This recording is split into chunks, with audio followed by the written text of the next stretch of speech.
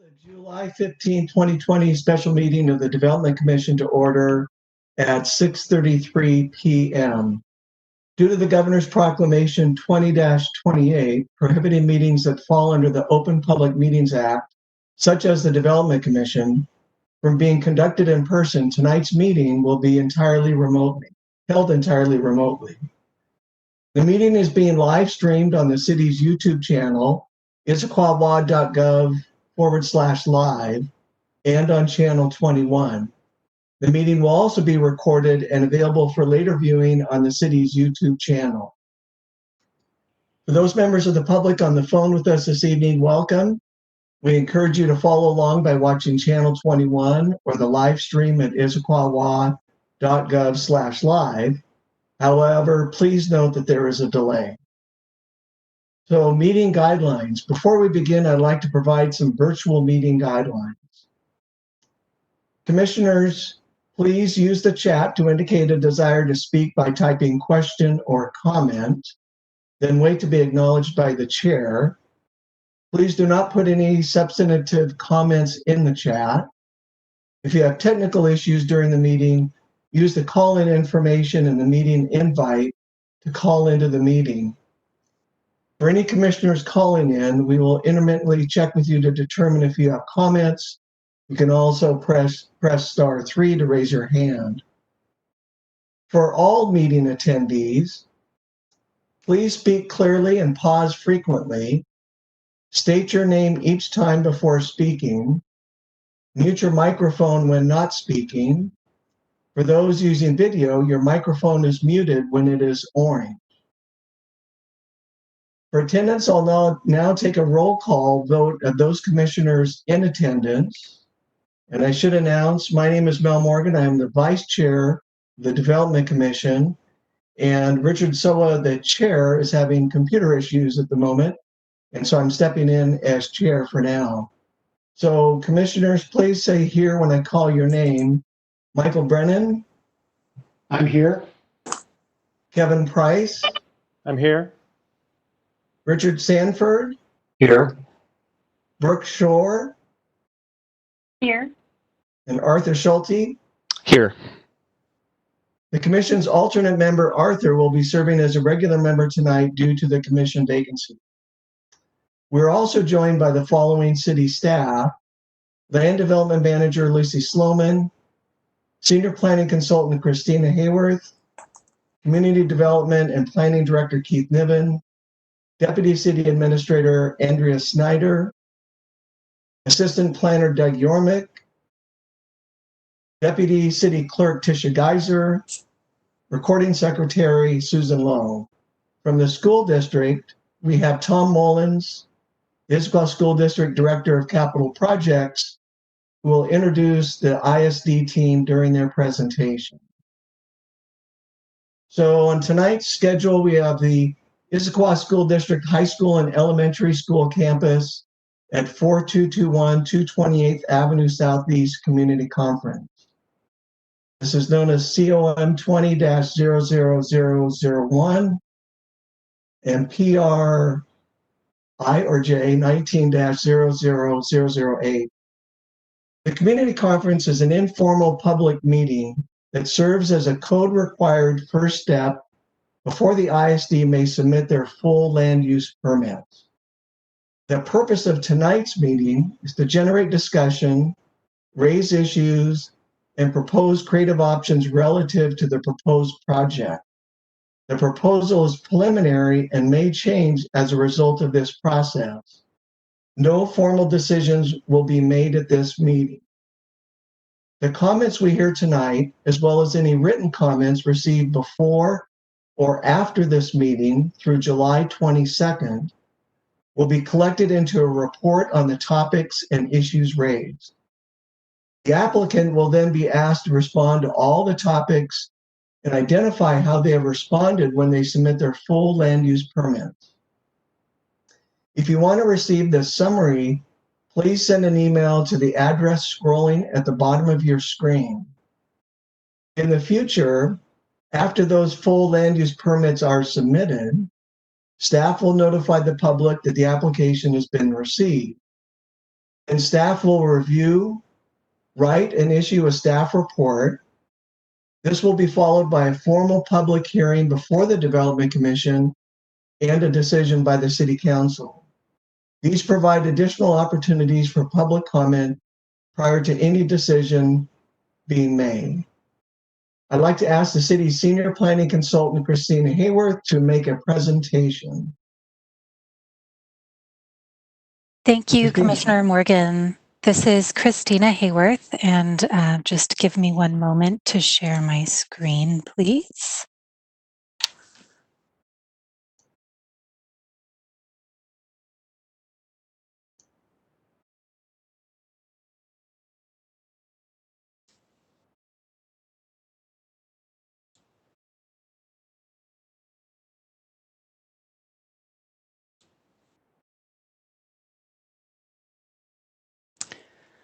So, as you said, we are here tonight to take a preliminary look at ISD's proposal for a new school campus. To reiterate the purpose of tonight's meeting, this is an informal conversation intended to engage the public early on in the process and form a collaborative relationship between the public, the applicant, city staff, and the Development Commission. We'd like to hear big picture issues focused on project design, site challenges, and creative ideas you may have. The applicant has also identified some topics for more specific feedback that they'll address during their presentation. This is the first step towards submitting the required land use applications, but those applications have not been submitted yet. Tonight's meeting is for discussion and no decisions will be made. The project is located at 4221 228th Avenue Southeast in the north end of the city of Issaquah and adjacent to the city of Sammamish. The site is shown here in red. Shown in yellow is the Providence Point residential community, and shown in blue is the Bellwood retirement community. The site is just over 40 acres in size. There is a central clearing and mature vegetation around the perimeter of the site. The site has some rolling topography that slopes more steeply eastward towards 228th Avenue Southeast.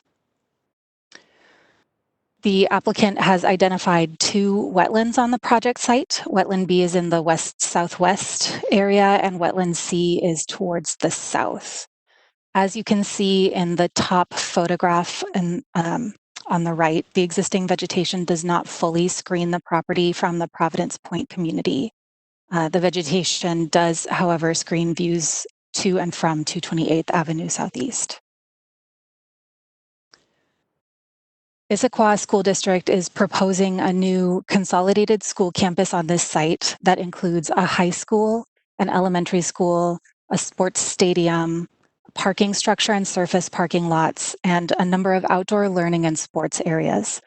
The high school will support up to approximately 1,823 students in 9th through 12th grades, supported by about 150 faculty and staff. The elementary school will support up to about 744 students in pre-K through 5th grade, supported by 75 faculty and staff. The project, as currently proposed, involves removal of significant trees, substantial site grading, the construction of multiple retaining walls, utility improvements, and new circulation infrastructure. Wetland C is proposed to be filled as part of the development. In the current design, the site will be accessed from 228th Avenue Southeast through a new signalized intersection, and frontage improvements will be installed. The Southeast 43rd Way access will remain available as an emergency access point. This project is proposed as part of the 2016 school construction bond. ISD acquired the property in 2017 after the prior owner demolished the Providence Heights College. ISD met with the city at a pre-application meeting in August of 2019 to begin discussing the project. In January 2020, City Council approved a rezone to Community Facilities, CFF, which allows the high school as an authorized use. The elementary school was already allowed under the previous zoning. In February of this year, the SEPA for that rezone was appealed to the Growth Management Hearings Board, and to date, the appeal has not yet been resolved. Additional processing may be required for the project depending on the outcome of the appeal. Going forward, this community conference is the first step in preparing to submit the required land use applications. The project triggers a master site plan due to the parcel size exceeding 15 acres and a site development permit due to the location along 228th Avenue Southeast.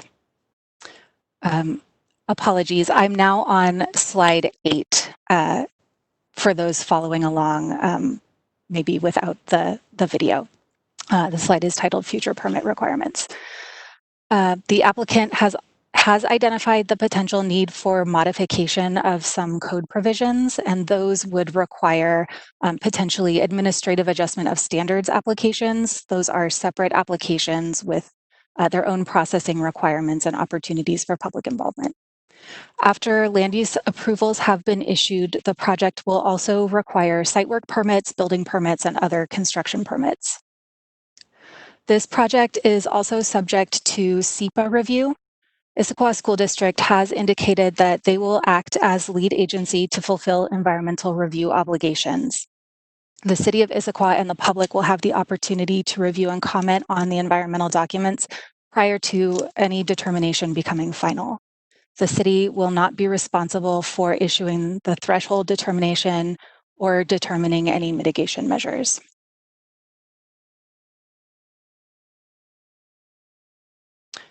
I've received some questions and comments from the public about how big the buildings might be and where they can be sited. In the CFF zone, buildings can be up to 65 feet high, which is about 5 stories. The setback along the property line shared with Providence Point is 20 feet. As you can see in this image now on slide 9, the elementary school playground fence will be no closer than about 37 feet, which is the closest point. The high school, now on slide 10, the high school will be no closer than about 66 feet, according to the site plan provided by the applicant.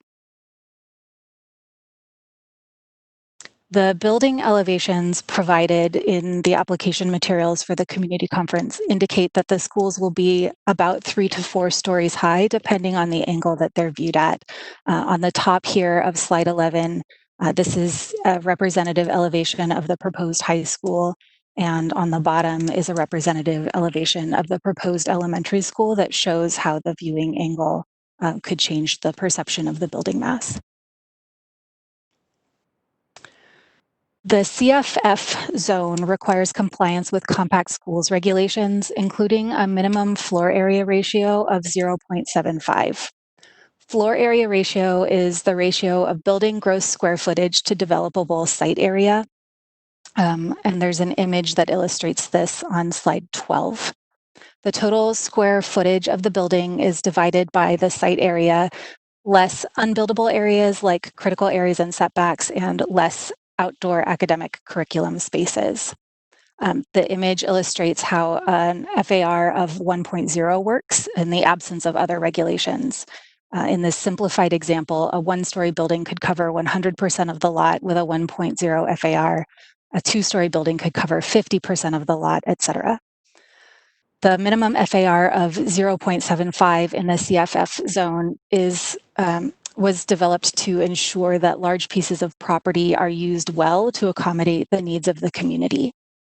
The applicant has indicated that after deducting unbuildable areas and outdoor curriculum spaces, they are not able to achieve the minimum 0.75 FAR for this project. They estimate that at full build-out, FAR will be only 0.356 and will be less at earlier phases of development. Staff will continue working with the applicant to increase conformance with the minimum FAR. Options could include increasing building square footage or identifying existing or additional areas to deduct from the site area. If the FAR still can't be achieved, the applicant could request a reduction of the minimum FAR from 0.75 to 0.375. This requires a separate application and review process and is subject to criteria in the compact schools regulations. It would still also require some modification of the design, be it increasing building square footage or identifying additional areas for deduction from the site area. Off-street parking is calculated per, slide 13 now. Off-street parking is calculated per each principal use on the site, and at least half of the required parking has to be provided within a parking structure. Surface parking is shown around the site on the site plan, and the parking structure would go over a portion of the lot shown in this image, which is east of the proposed stadium. The applicant is proposing a shared parking approach for the site. They would construct about 710 parking spaces, which is more than adequate for the day-to-day needs for both schools. This parking capacity would then be shared for the stadium or special events, which are only used outside of typical school hours. ISD would not host high school and elementary school special events at the same time to make sure that there's plenty of parking for any event happening on the campus.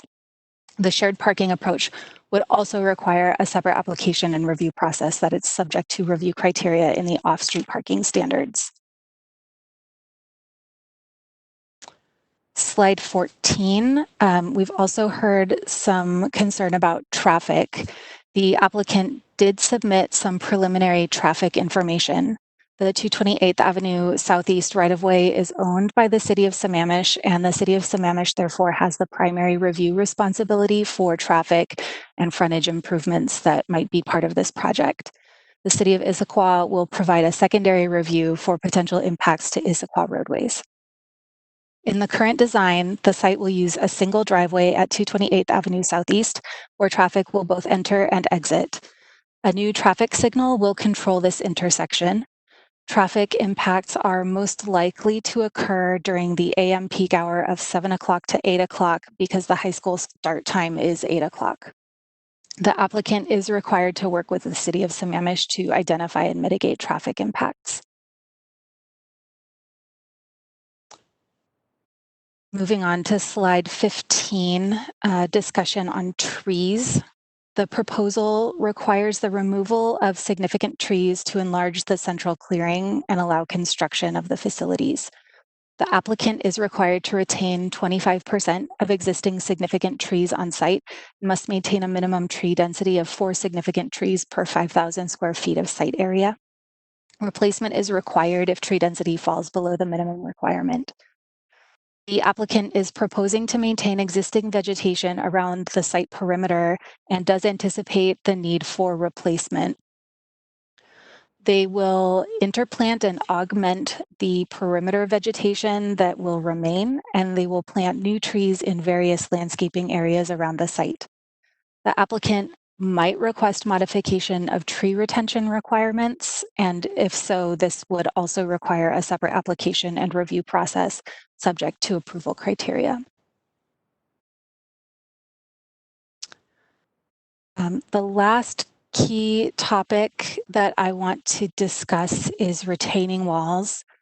This is something else that I have gotten some comments about already. The applicant is proposing multiple retaining walls around various structures on the site, which they have indicated is necessary to address topographical challenges while minimizing site grading and soil import and export. All walls greater than 4 feet in height require some sort of aesthetic treatment, which is typically landscaping. The applicant is considering some alternative treatments such as decorative or artistic wall materials for the retaining wall along 228th Avenue Southeast and the wall at the softball outfield. They've also identified a few places where walls would be screened by existing vegetation. And so they're considering simply augmenting that existing vegetation where it already exists. Staff will work with the applicant to ensure a high quality pedestrian experience along 228th Avenue Southeast and will require documentation of the aesthetic treatments as part of any future land use applications. The next steps in this process are to finish collecting written comments on the community conference materials. As Commissioner Morgan stated, The city will accept written comments through next Wednesday, July 22nd. All comments received will be summarized for review and response by the applicant. If you want a copy of this summary, please send an email request to dsd@issaquahwa.gov. This is the address that's scrolling across the bottom of your screen. The next major milestone for this project would be the submittal of the master site plan and site development permit applications. At that time, the city will issue a notice of application to adjacent property owners and all parties of record consistent with city processing requirements. And there is ample opportunity for further public comment on this project, including at the public hearing. SEPA must be completed by ISD prior to any decisions being made on the project, and there are comment opportunities through that process as well. That concludes my presentation. If there are any questions from the commissioners for clarification.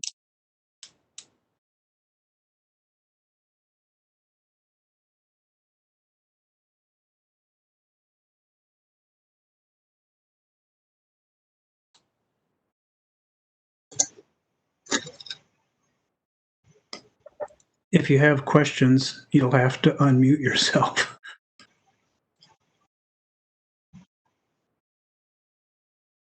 I have questions, but I'll wait until we get through the whole presentation and maybe ask after some of them may be answered as part of the applicant's presentation.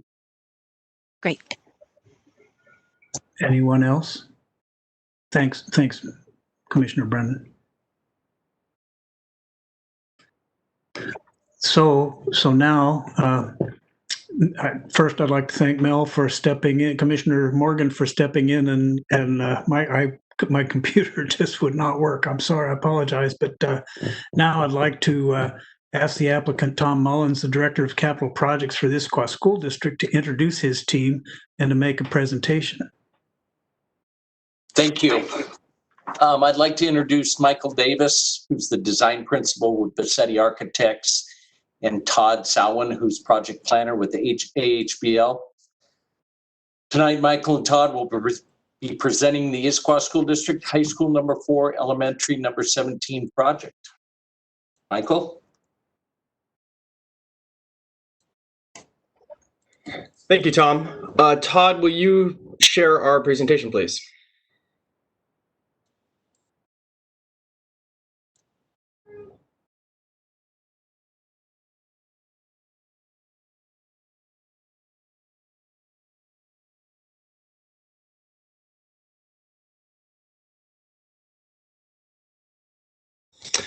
Thank you.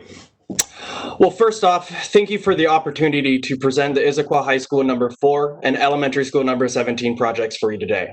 As Tom mentioned, I'm Michael Davis, the design principal with Bassetti Architects. From the start of this project, our team has been inspired by the natural beauty of the greater Issaquah and Sammamish areas. From the development within the urban core that transitions into the less dense areas of the predominantly housing at its edges, to the wonderful parks, forests, and mountains that surround and define the area, we wanted our new campus to reflect the beauty of greater Issaquah. Through our project exploration, we came up with a concept of a school campus as a park in the Pacific Northwest Cascades. To achieve this, we needed to think of the primary elements of a campus a little differently. For example, the entry sequence to the campus needs to reflect that of entering a state park or driving up to Tiger Mountain Summit Trailhead. Similarly, the parking lots would need to be redefined as areas under a developing tree canopy rather than a barren landscape dominated by asphalt and concrete. These are just a few examples of the design moves we would need to that would need to be done to change the essence of a school campus into a park. Next slide, please. When we started looking at the history of the surrounding area, we started seeing some additional themes that we wanted to build upon. The area early on grew around the mining industry and transitioned into predominantly the logging industry. Large swaths of land had been logged, replanted, logged again. Additionally, built environments such as the Providence Heights College have come and gone, further changing the history, the landscape, and the nature of the area. A common theme that we were seeing was regeneration, more specifically the regenerating of the forest. Next slide. When you look at Pacific Northwest forest typologies, there are 4 specific areas that are prominent and transition from one form to another through time. These are clearings, regenerating forests, start or younger trees, new growth, and existing forest. Looking at the aerial photographs of our site spanning from 1936 to 2018, you can see how it's changed, adapted, and regenerated. This diagram represents the 1936 site, where there are remnants of logging and areas that had been recently cleared. That's the gray area in the diagram above, on your screen. Next slide. In 2018, you see the results of an empty college campus with zones of new growth in the areas that had been previously cleared in that previous 1936 slide. Next slide. Our proposed new site development looks to weave a new school campus with the focus of regenerating the site and creating a park-like atmosphere that grows with time. Next slide. This is our current proposed site plan for the campus. The critical elements include a high school, an elementary school, a track and football field, a softball and baseball field, as well as 4 tennis courts. Based on the size and the complexity of the site, our team's goal to create site buffers, other typical program elements you would see on a school's campus, such as practice soccer fields and generous soft-skate play areas for elementary students, have been omitted. This site is highly complex and needs to be addressed very carefully. Grading, tree removals, extensive stormwater mitigation will need to be accommodated to meet all these educational and programmatic pieces. In addition to the regenerating forest concept, the site design has been developed around a number of other programmatic priorities. These include student safety and security, indoor and outdoor educational opportunities, proper school zoning, and safe vehicular and pedestrian circulation. Specifically, vehicle, bus, and pedestrian circulation have been large drivers of the site's organizational layout. To allow for proper queuing distances and minimizing congestion of vehicles and pedestrians, the buildings and fields had to be strategically placed to meet the goals of the district. The primary access point is off 228th, which brings visitors onto a tree-lined campus boulevard that curves up the hill, largely matching the existing grades of the site. At the first intersection, the campus boulevard continues to the south to the entry plaza of the high school, with the parking stepping down the hill and buffered by landscaping to be out of the initial line of sight and to work with the existing topography. To the west, we have a football field, our track, our tennis courts, and athletic plaza that separate the elementary school and high school buildings and allow for minimized conflicts between the two facilities. When students arrive on buses, they move through the campus boulevard to a bus-only zone that allows for safe drop-off for the elementary school students at the hardscape play area and for the high school students at the South Student Entry Plaza. Next slide. Now Todd's going to touch on some of the critical site constraints that really help shape this project.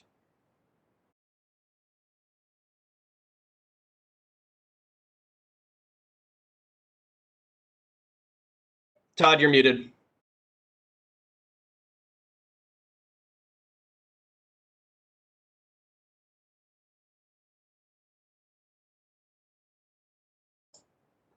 Apologize for that.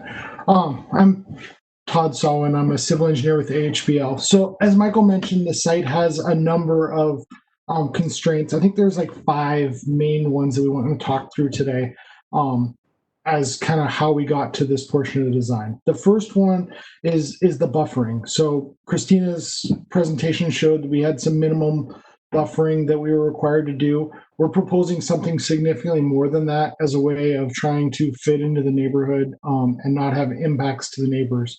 So we've created some site sections to talk through. So the first one, that Providence Point 4-story building that sits in Christina's slide, there was a picture of it across. It's section A here. We're proposing to put a berm in that area and plant some trees on top of that berm to get some elevation out of that, and when the trees grow, create a better buffer in that location. B is a section through the Bellwood site, which starts to show that the baseball field being above that, but also having some buffering along that edge of about 35 feet to try to make that a better situation.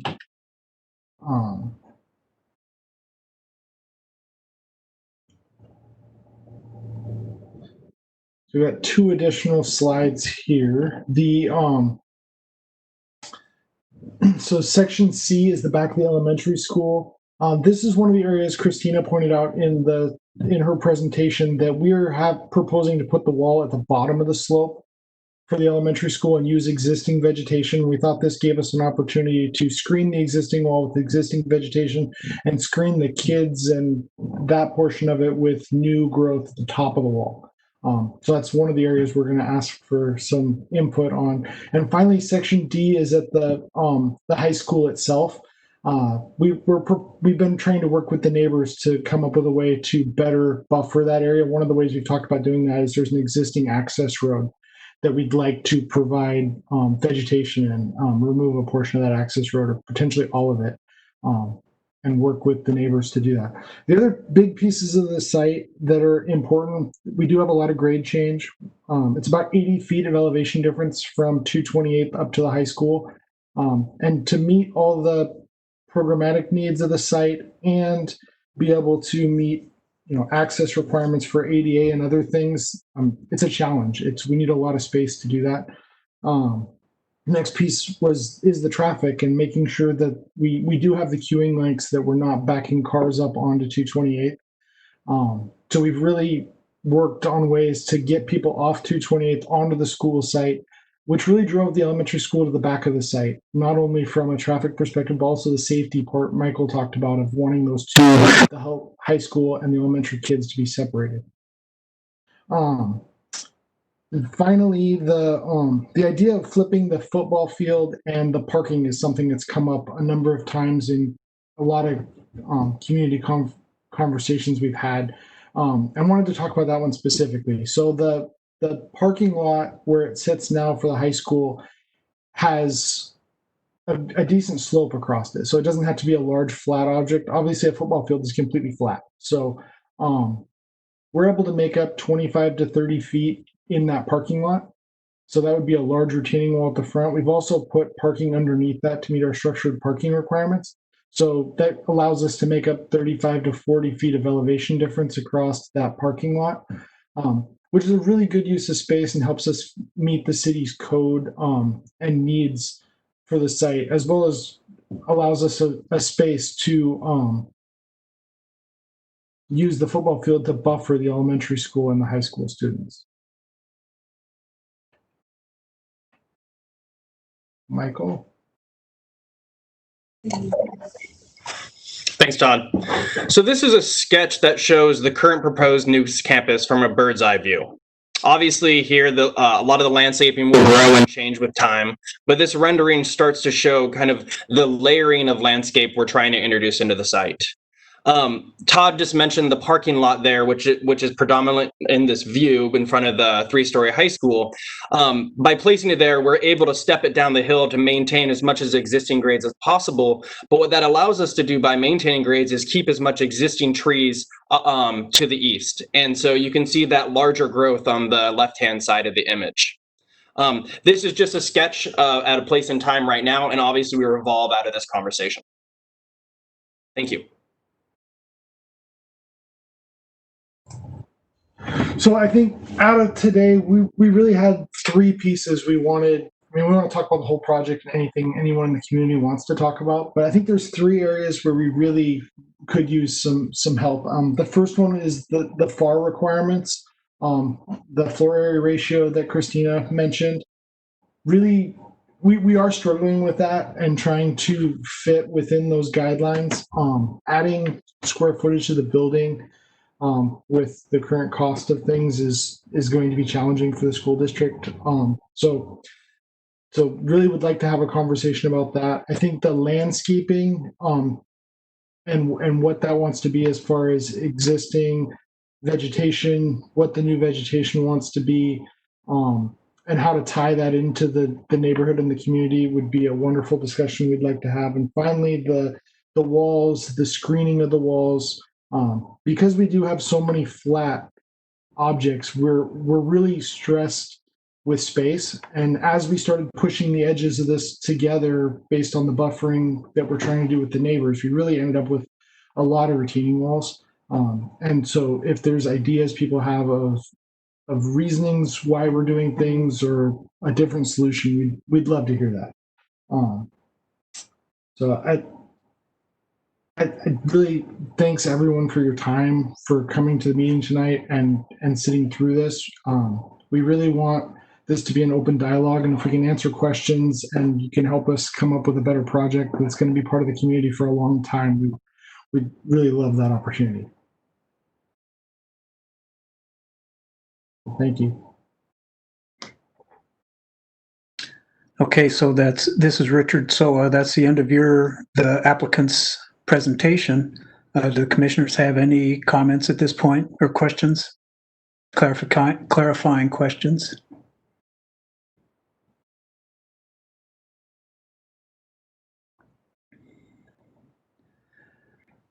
Okay, hearing none at this point, we'll forge ahead, and I need to. Excuse me, Chair. Excuse me. This is Tisha, Deputy Clerk. I see that Arthur Schulte has a question. Okay, sorry, Art. Oh, hey, it's Arthur. Sorry, apologies for that, Richard. I didn't know whether I needed to type question in the chat. Is that the protocol, still to type question in the chat before speaking up? No, you can just ask it now. Okay, great. Question or just a clarification for the applicant. Could you, if we can go back to the site plan, could you walk us through the circulation on the site in terms of emergency vehicle access? I think it would be great if you're able to use the mouse and just kind of point to those locations, as well as follow the path with your mouse in terms of the circulation for emergency vehicles, as well as access into the main lot. The image was a bit small on the screen to see, but if you could, that'd be great. Yeah, if I can stay on the right one. Absolutely. Let me get to the right screen again. Yeah, so the signalized access we're talking about putting in is right here. I'm assuming everybody can see my mouse. The existing access when you're out there right now is about 60 feet north of that, so it's right in here. So new access at that point. We come up the hill. We arrive at this plateau right here, which would be the turnoff for the high school. So if you're going to the high school to drop off, you'd come on this outside lane, around, drop off, go back down the hill, and be able to exit the site. If you're a student, you'll come into that same driveway. You'll be able to come into this lot and park. The structured parking is directly under this portion of the lot. And then leaving, you'll be able to come out. There's an access road right here, or out this lower level and back out to 228. So continuing up the site, the elementary school, you continue to come up. The outside lane would take you to the elementary school and the elementary school parking. Some staff parking down below. We also have staff parking between the elementary school and the high school along the access road here. Bus traffic would continue into the site. So we have elementary school buses lining up along the playground area here. High school buses continuing to the back. The high school buses and elementary school buses are at different times. So it is the same buses. You won't have both of them full at the same time based on staggering the start and stop times of the schools. And the loading for the buses and piece would be here. Service on the back of the high school here, services kind of on the edge of the elementary school there. And then emergency vehicle access is the only thing we're proposing back out to 228th on the existing access drive down the hill, which is right here. Thank you. That's very helpful. No problem.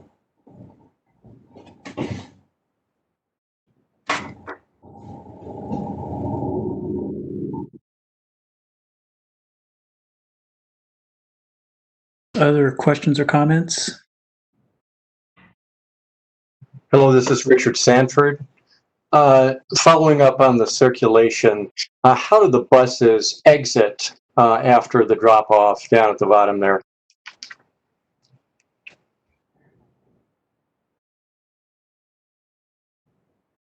Todd, you're muted. Thank you. So the buses will come in, turn around, and load off this plaza area. Then they will leave out the same direction they came.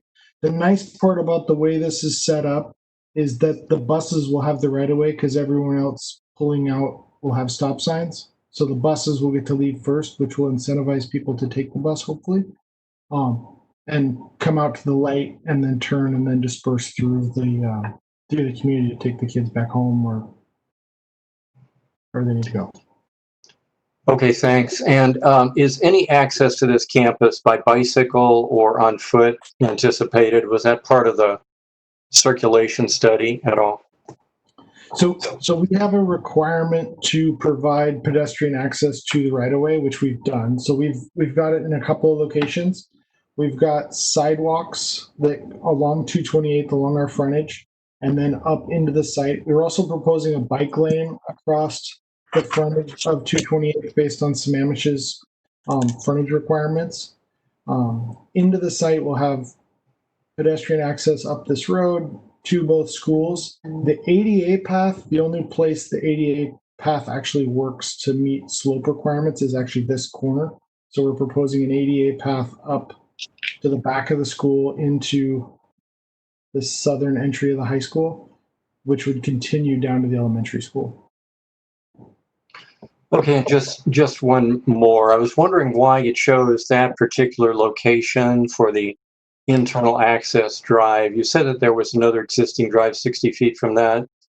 Why did you decide that that was the optimum entry point?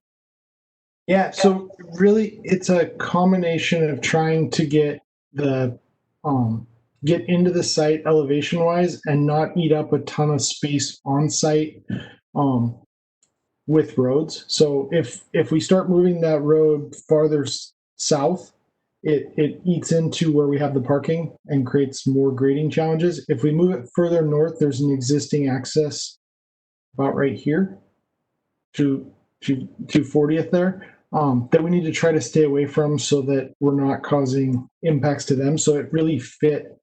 The existing location isn't bad. It just worked that we wanted to make that existing road that goes up the hill is about 15%. We really wanted to try to get the buses on something 12 as a max. We're at like 11.5. So creating more length out of that allowed us to make up that elevation difference. Okay, thank you. That's all I had. Looks like we have a question from Kevin Price. Hi, thank you. This is Kevin Price. I had a question about the traffic signals. So there is a new traffic signal slated for the main entrance. Is that correct? Yeah, so we're currently working with a traffic engineer to finish the traffic report. They have done enough analysis to show that we're going to meet the warrants for a traffic signal. So that's not you actually need to prove that you need a signal first, which they have done. And now we're kind of working through the details of exactly how many lanes that needs to be, and how to best minimize impacts to the neighboring traffic. So has there been a discussion around traffic signals to the Bellwood entrance or the Providence Point entrance to the south? There's been a discussion with Sammamish about the 40th intersection potentially, which Sammamish has been collecting money for years, and potentially needing that with our project. We haven't come to any conclusions with the traffic study to prove that yet. I'm sorry, where is 40th? Is that the Bellwood entrance? It's the intersection really close to the Bellwood entrance. I'm not sure Bellwood actually ties directly to that intersection. It's where the Boulevard and 40th is, and I don't have a plan up that has that intersection on it. I'm sorry. Okay, but nothing down low at Providence Point, which is Issaquah at that point, correct? Nothing there. The city does currently have a project under construction, their public works project, to put a new entrance at Providence Point. Okay. At 43rd. All right, thank you. That's all I had. We have a question from Commissioner Morgan. Yes, I had a quick question about on the elementary school on the south side of that, there's a gray area. I'm not sure if that's structure or asphalt or what that is.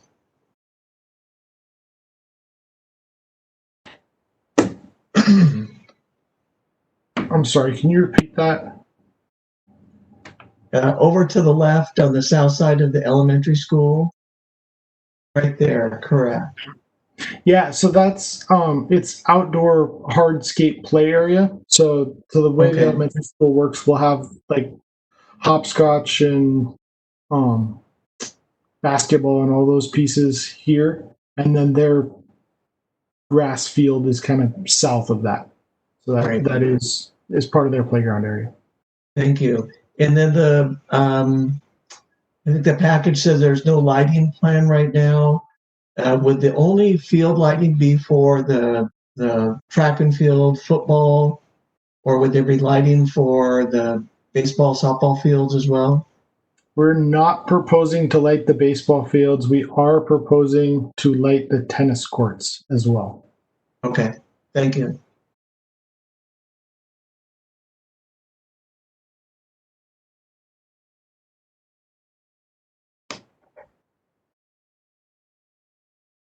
Arthur has another question. Yes, this is Arthur. Thank you. Question for the applicant. You showed us some sections. I think there was might have been section B, or it was a section at Providence Point. I'm curious, actually, if you could maybe the site plan's on this one too. I'm curious if you could just briefly describe the condition at the northwest corner of that smaller baseball field. The graphic looks like it's showing, one line of trees, but because that seems like a pinch point, I'm curious as to how you guys are planning on treating that specific corner. Yeah, I am gonna go back to the site plan. So this area right here. So That's this correct. Yeah. Yeah. So the topo on this site is such that there's a lot of cutting and filling. So that retaining wall is actually a cut wall. So the baseball field sits lower than existing grade right here. So we're proposing to save some existing trees along the edge of the property line here, and then plant additional trees in that area. And that, I can't seem to get it to, yeah, it didn't work. I was going to zoom in, but I don't think that's possible.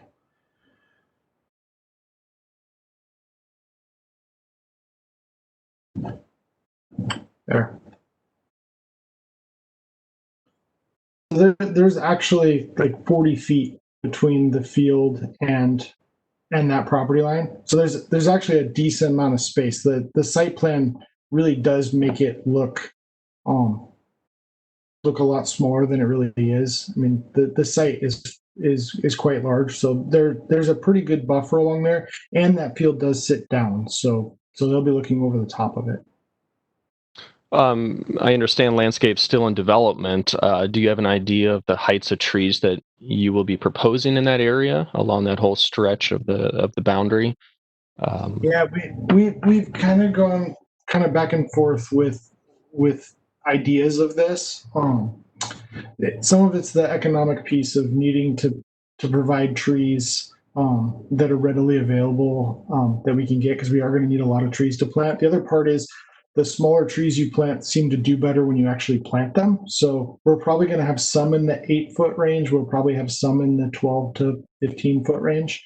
But we want to use the right tree in the right spot, and not just say, hey, we're going to put 8-foot trees everywhere. If there's areas where it makes sense to have additional tree height, we want to do that in those specific areas, and then use lower cost trees that we know are going to survive in other areas.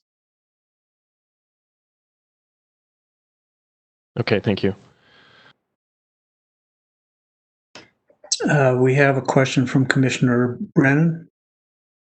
Thank you, Mr. Chair. So this site plan is a good visual. Can you describe a little bit more the condition at the main entrance coming off of 228, specifically, and what are the heights of the retaining walls that are running parallel to 228th, and how they change in height along that edge? And then secondly, as you enter the site, do you have a cut here for The access road with retaining walls on the side, is this kind of like going through a hallway, or is that going to be more like a boulevard experience as you drive up into the site, more of a gateway entrance? Yeah. So I'll start with the 228th part of it and then come into the site. So the 228th widening that we need to do to make 5 lanes to meet Samamish's requirements and to meet our traffic needs, and then get bike lanes and pieces. We have a pretty good cut into the site there. So the retaining wall, if we build it at the edge of the right of way, it's between 12 and 15 feet. We're currently working with an arborist to verify that the trees along there are going to be the right trees to save. So the more information to come with that piece, but it's somewhere in the 12 to 15 foot range as a max, kind of right in the center. And then it tapers off on both ends, where all the way on the north here, we don't need a retaining wall. We match grades pretty well. And same thing on the south end.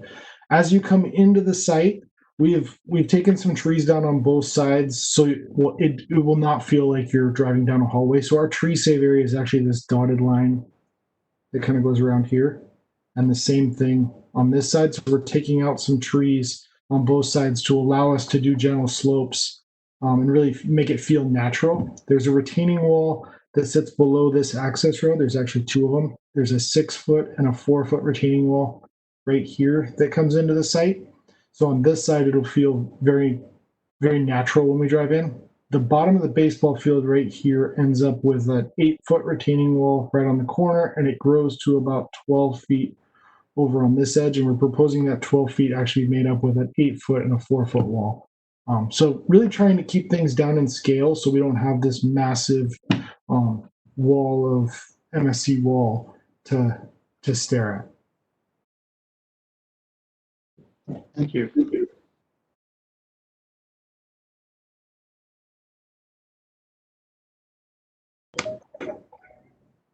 Any other comments or questions from the commissioners? I have a couple. Would you show us where the existing wetlands are on site? Absolutely. Brooke, would you introduce yourself, please? Oh, yes, sorry, Brooke Shore. So there's 2 existing wetlands. So there's wetland B, which sits right here. It's about 250 square feet of actual wetland with a buffer around the outside of it. Wetland C is an old roadside ditch that goes along this road and then out through here and then ultimately through a culvert. And after that point, it's not a defined wetland anymore. So right under this 107 mark right here is wetland C. Wetland D is right here. Okay, and B is remaining? Correct. Okay. And I saw that there was tree replacement. Was off-site mitigation considered for the one that's going away? Or is that an option?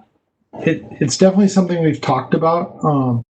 I think the district, if we have the space to do it on site and meet some of the neighbors' needs, we'd like to do that.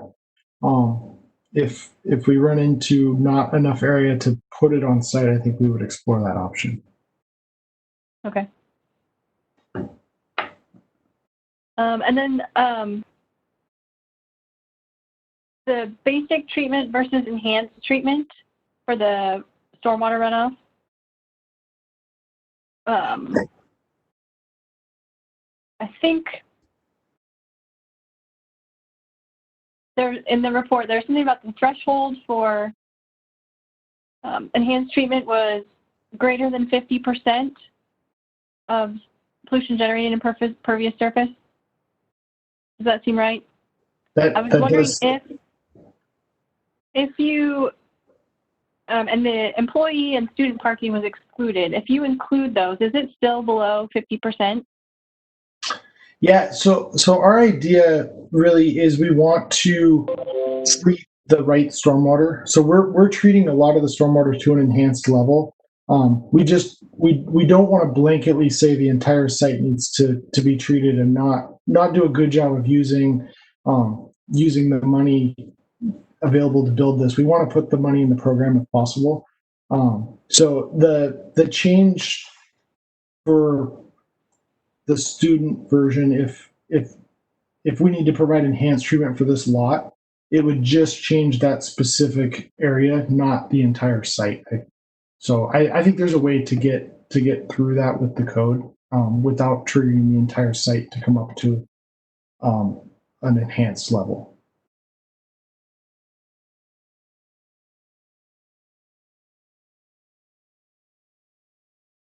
Sorry, one more. And is there a plan for the school facilities to be open to the public outside of school activities or hours? Yeah, the school district has done that at other schools. That's something we're planning to do here. The exact details of how that happens and key card access or those pieces are still kind of in the works, but that is something that would be proposed for the site.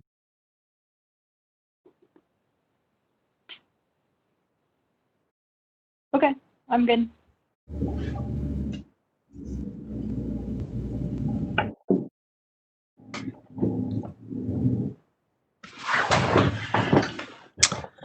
Okay, commissioners, you'll have a chance to ask questions and make comments later on, but at this point, I'd like to open up the public comment, question, and discussion period.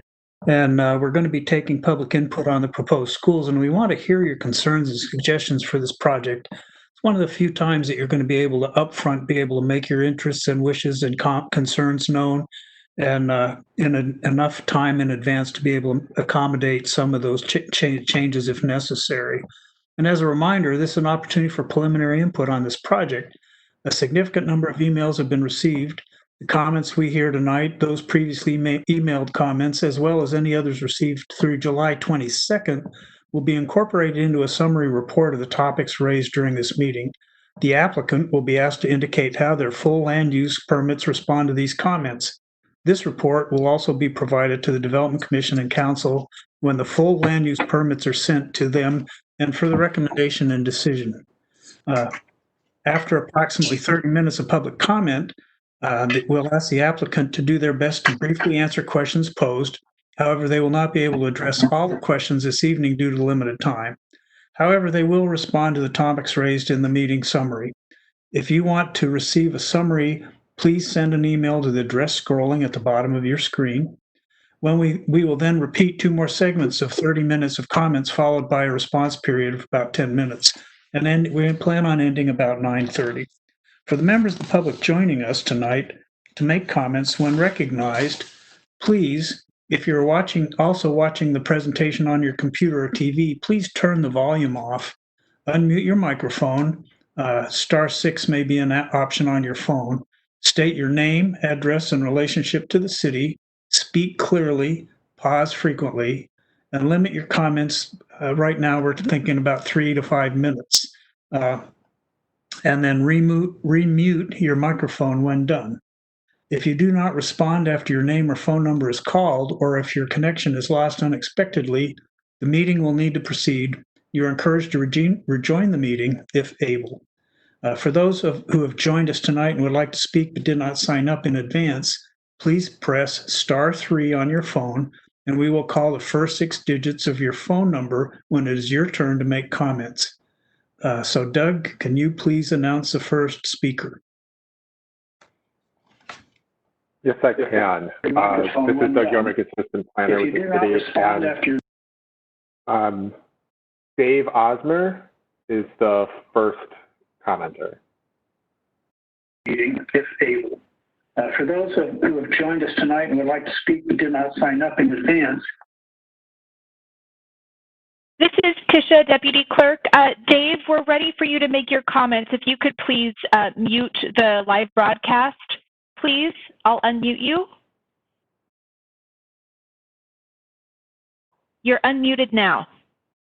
Thank you. Hi, my name is Dave Osmer. I live at 22433 Southeast Highland Lane, Issaquah. I acknowledge the city's desire to hold this conference virtually because of the pandemic. However, there is simply no way for citizens to adequately examine virtually this project's numerous plans and site maps designed to be displayed in full size in an open forum. So I will focus on 3 issues that I find particularly egregious. During the City Council's hearings last fall and winter on this project, all of the public comments supporting it pleaded that it was needed to relieve the overcrowding at Skyline and Issaquah High. I have no argument with this concern. However, none of those public comments mentioned the need for a 2,000-seat sports stadium. During those same public hearings, ISD staff admitted that they were reducing the planned number of classrooms in the high school in order to afford to build the stadium. This despite the fact that the school could easily share Skyline Stadium for sports competition while building much less expensive facilities on site for team practices and PE classes. This unconscionable misallocation of public funds sacrifices adequate classroom space for all students for the benefit of only those involved in certain sports competitions. The project narrative on the city's website clearly demonstrates that ISD has failed to include enough classrooms for both schools. It specifically states that, quote, portables are anticipated to be added to both schools, unquote. The 6/21/19 site and circulation plan shows designated locations for those portables. Also, the project narrative indicates that green building certification for the schools is not being sought. To ignore proven environmentally sound design and construction practices in a climate crisis is equally unconscionable. Furthermore, the magnitude of this proposal is preposterous. While the site is 41 acres, at least 5 are undevelopable, given existing slopes and wetland, leaving approximately 36 acres of usable space. An American Planning Association study entitled Report on School Site Selection documents results of their nationwide survey on preferred minimum site guidelines for school site size. Results from Washington quoted in the report indicate that the preferred minimum site indicates a preferred minimum site size of 48 acres for an 1,800 student high school, well more than the available land, and does not account for the inclusion of an elementary school. Skyline sits on 50 acres. ISD claims that this school must have a stadium so it is equal with other district high schools. It will not be. Less than 36 acres does not equal 50.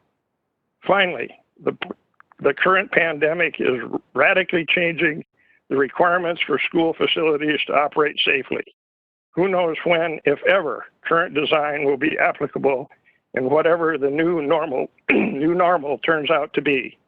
Yet this proposal is totally silent on this subject. ISD is again failing the students and the taxpayers of this community by their lack of planning for future contingencies. Thank you.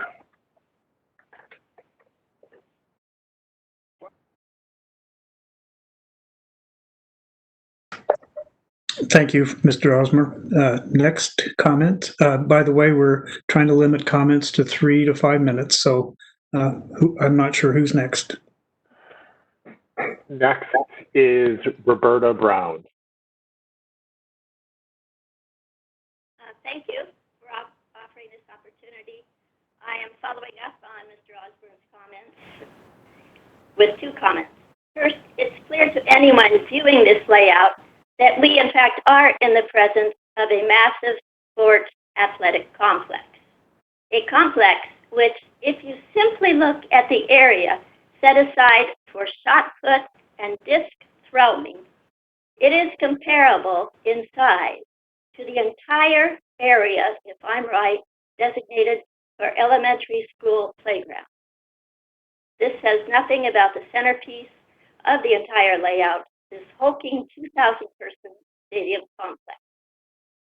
Not to be legalistic here, but my sense is that we need to remember that the official definition of comprehensive, as used in the bond measure for the designated high school, has to do with curriculum.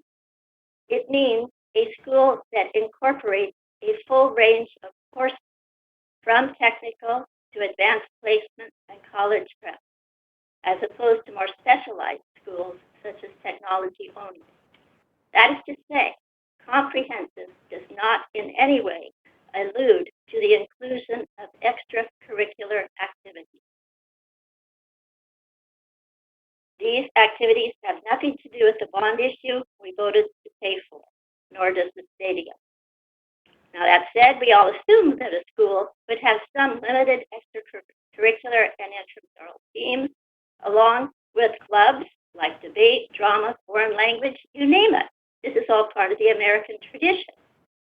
To that end, areas like a practice field, permeable, tracks, and some tennis courts, softball court fields are assumed. But it is the vast physical layout and emphasis here on extracurricular sports and a hulking stadium that simply must be reduced. My second quick comment, as an Issaquah resident, I need to know that the Issaquah School Board, its teachers and parents, have had the opportunity to decide what the academic objectives and the related emphasis are for their school, and how use of the land grows out from this concept. If the emphasis will be on IT, for example, is there adequate heated classroom and lab space? Or if it's on health or the environment, is there adequate outdoor natural space for hands-on, mentored observation and experimentation? To conclude, almost 2 years and millions of dollars in litigation, architectural design, and property fees have been spent due to an unworkable fantasy for a sports complex that sidelines academics and the futures of our students. It is time to face reality and plan for a workable school, one that will prepare our kids for the radical career-shifting scene they will be facing in our climate and ongoing COVID-endangered world. The first element of this reality, to my mind, is the completion of an honest, fully transparent DEPA environmental checklist, number 9 in the requirements documents. We all know that this checklist is the elephant in the room. For this reason, I find it imperative that the City Planning Commission not consent to considering this pre-application until you are provided with the project-level environmental checklist, which, according to WAC guidelines, is to be completed at the earliest possible moment in the project planning stage.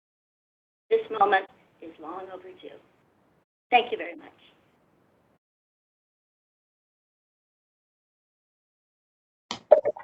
Thank you, Ms. Brown. Who's our next commenter? The next commenter is Janelle. Hi there.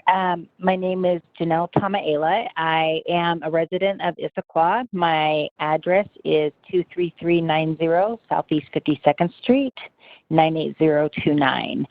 I just wanted to say that I have actually read the plans extensively, and I've listened to all the feedback, and I've actually attended every city council meeting in regards to this subject. We need this fourth comprehensive high school. I would like to thank the numerous people who have been spending so much time trying to make this project work within all of the restrictions that have been put forth so far. Without a doubt, this plan as submitted is exactly where it needs to be. I have 2 kids currently in high school, and I can tell you that there are no accommodations in this plan that we could do without. I totally understand the benefit outweighing the cost, and in this case, the cost is the perceived ideas of inconvenience from neighbors. It has been argued that perhaps some of these items in the plans are not necessary, but I couldn't disagree with this more. This school has been built and designed with curriculum in mind. The stadium has been a particular sticking point, which is unfounded. The stadium is necessary for many sports and activities, not just football, which has been said multiple times. I'm not sure how that idea got put out there, but that is certainly not the case. This These plans are not a sports complex. I encourage you all to visit the schools that we currently have and actually see what they look like. Despite this pandemic, this needs to go forward because life will go on and the schools will resume and space will be more important than ever. I ask that you please approve these plans as soon as possible so that construction can start and we can accommodate the students who are in 2 packed facilities as it is now. Thank you very much. Thank you, Ms. Tamela. Just reminding people that this is open discussion. We're not here to make decisions, but just to hear different opinions and different ideas on how we might move this forward or not. So once again, we'll try to limit comments from 4 to 5 minutes. We'll go for another 15 or so minutes, and then we'll let the applicant respond to those. But who's our next commenter?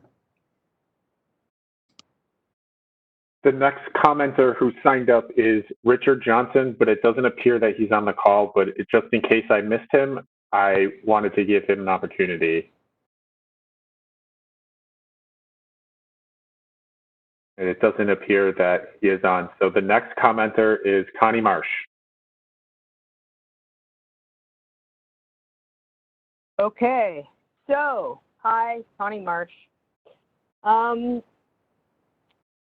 In this process, somehow, someone decided to put the master site plan simultaneous to the site development permit, and because this would go to the city council, this has basically created a situation where conversation about this is quasi-judicial to the council. So this has effectively cut off representation by our city council. And I can't tell you how grumpy that makes me, because this is not a pathway that had to happen. The master site plan can go forth individually from the site development permit, and then we would be able to discuss these things easily with our council.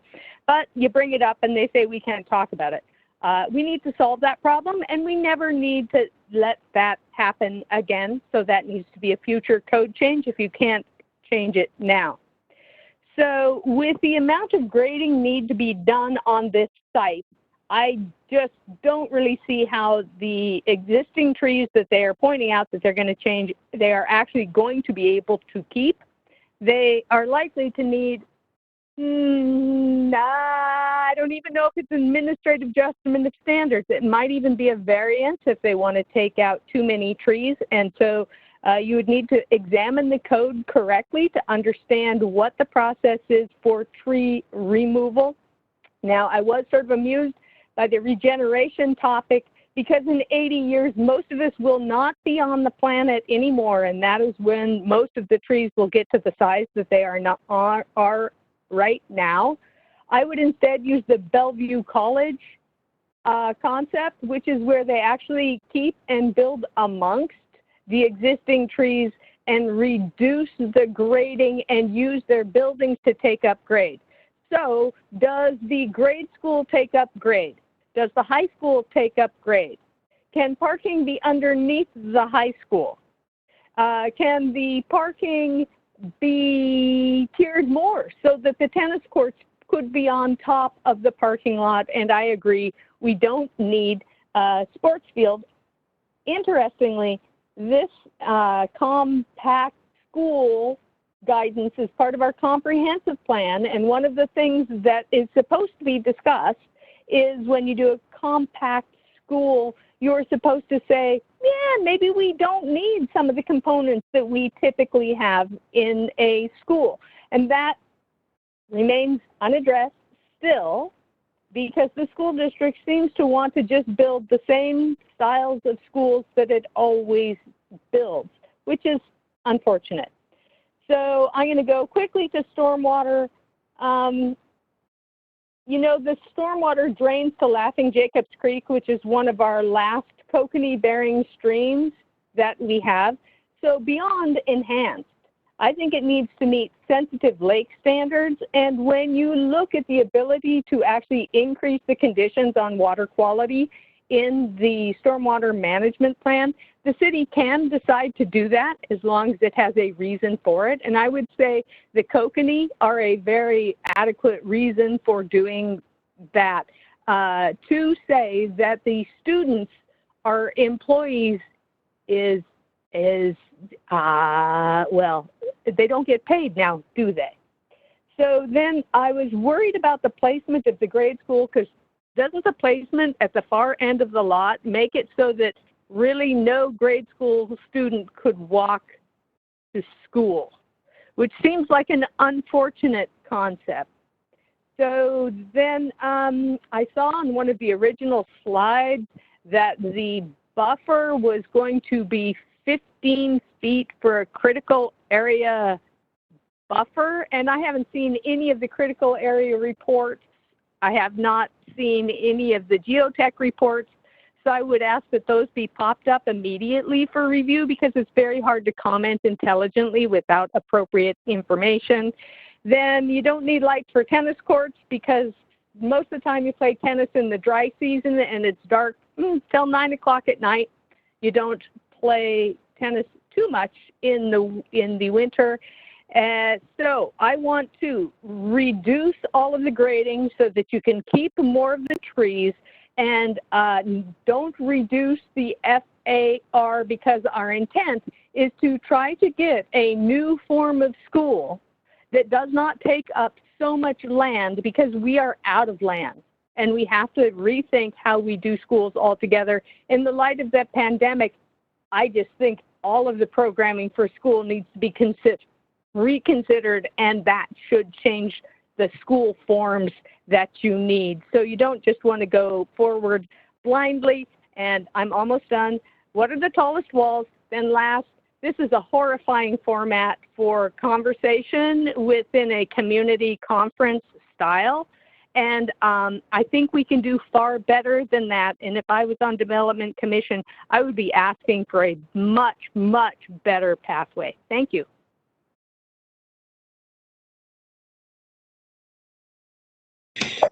Thank you.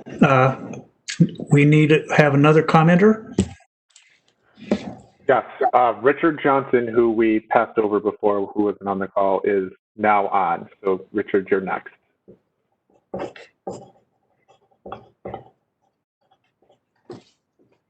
Excuse me, Mr. Johnson, you've been unmuted.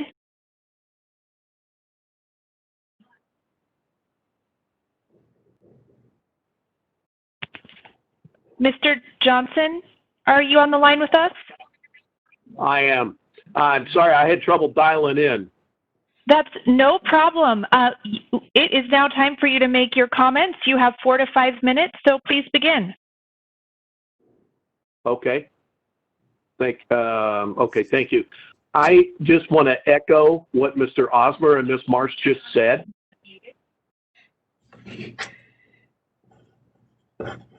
Okay, thank you. I just want to echo the comments. I'm an Issaquah resident. Yes, I am. Can you hear me? Sorry, I had trouble dialing in. Oh, sir, Mr. Johnson, if you could please turn down your live stream of the meeting. Hang on just a moment. Yeah, it's a delay. Let me turn it down. Is that better?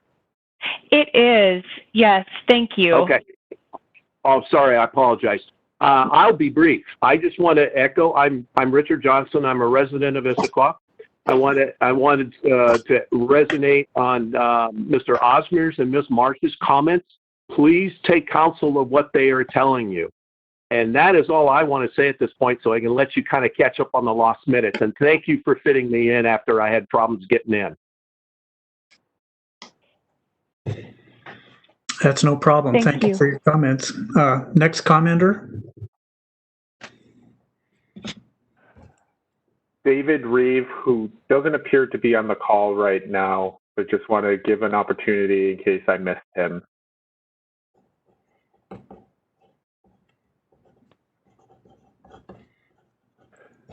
It doesn't appear that David is on the call. We have some people who have dialed in. I don't know if they want to make a comment, but if they would like to make a comment, they can hit *3 on their phone and they will be identified.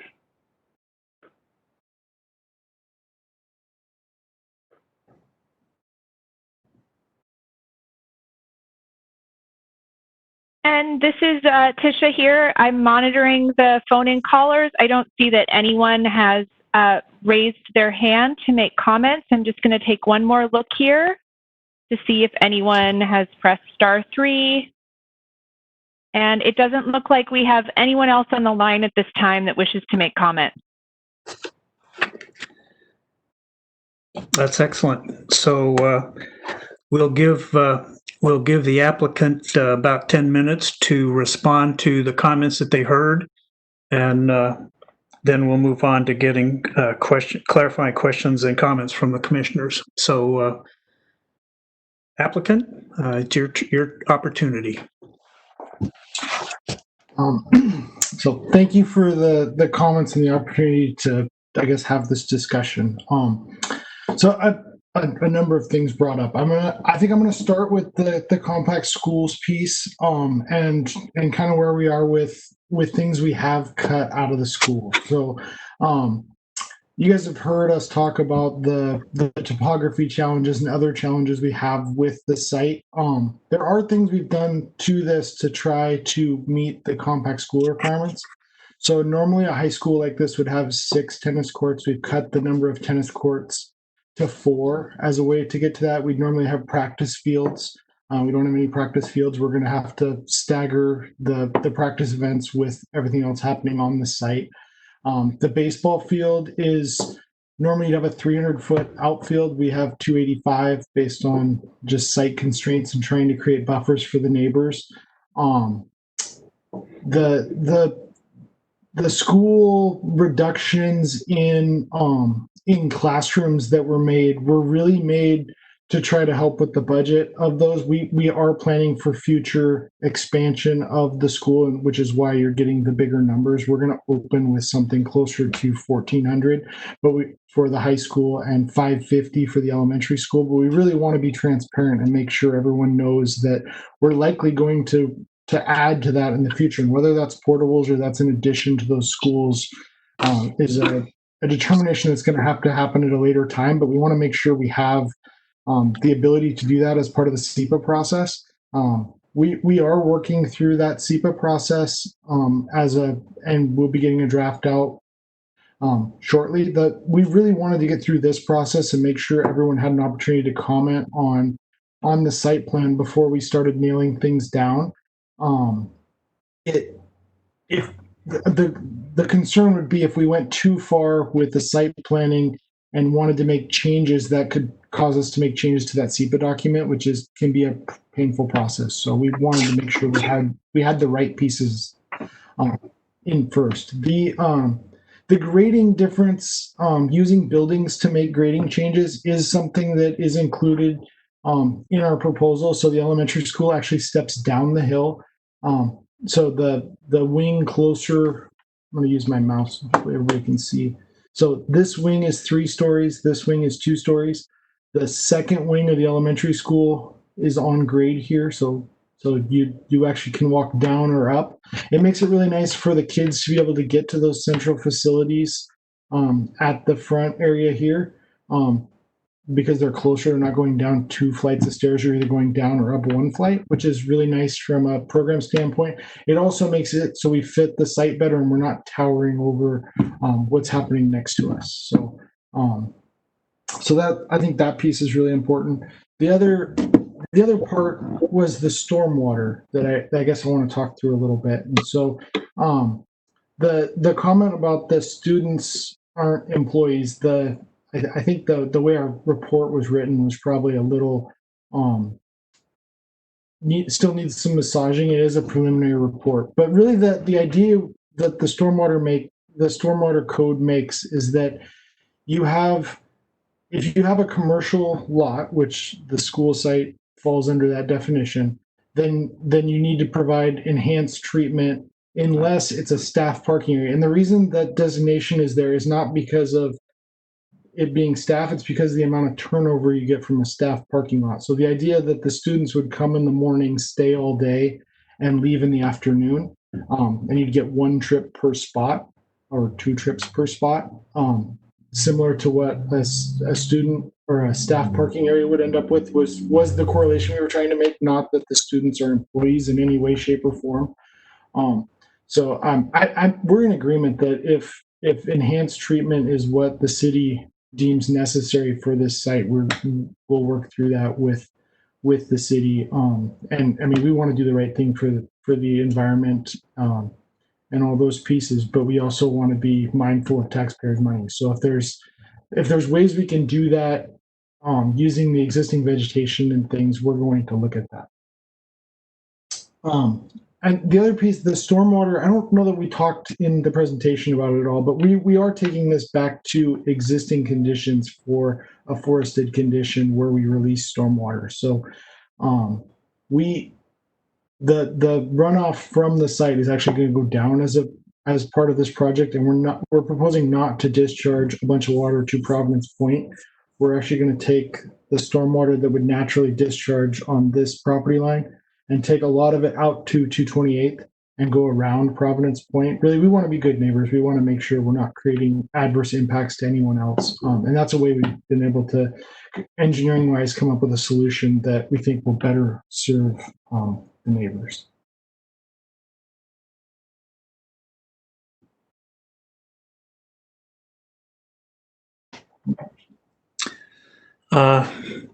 Thank you. Are there any further comments from the applicant? I'm trying to go through my notes for what was brought up. I think I got the ones I jotted down. I don't know if anybody from the project team wants to add it. I can add a little bit about the educational program.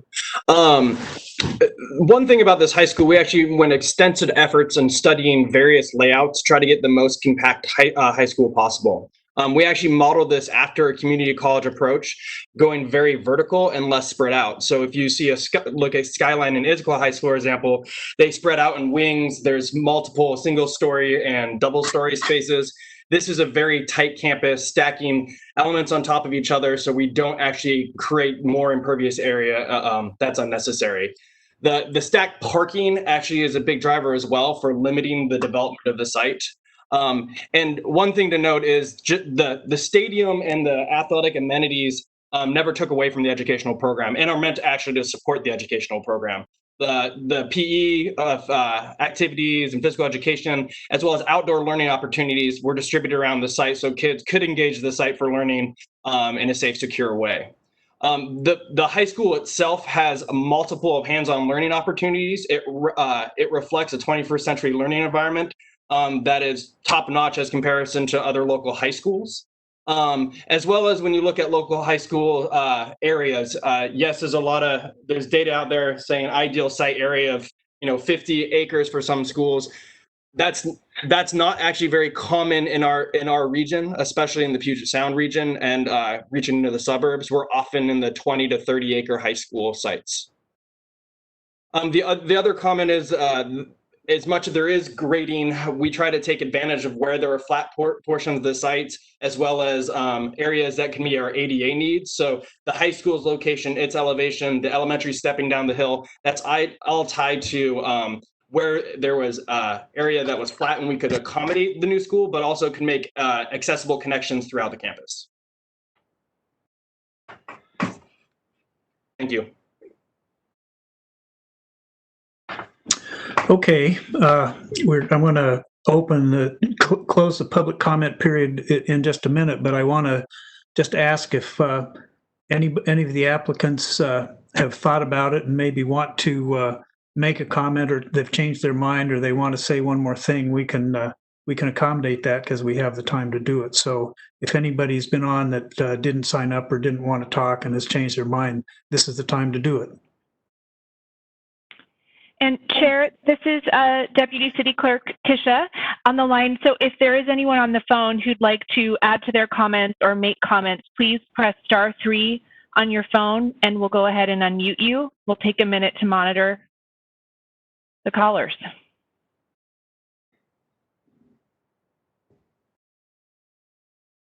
And while we're monitoring that, I would just offer that comments can be emailed to dsd@issaquah issaquah.wa.gov. And you can also use this email to let people know that you would like to receive future updates on this project. So if you want to make comments or want further information, dsd@issaquah.wa.gov. All right, and I don't see that anyone has indicated a desire to speak. All right. Well, then we're going to move into commissioner comments and questions. The commission is not making a decision or formal recommendation tonight. However, this is the time for commissioner questions and input on outstanding issues that you believe need to be addressed as part of this project's future land use permit submittals. So I'm going to go down a list of commissioners, and so the first person to comment is Commissioner Brennan.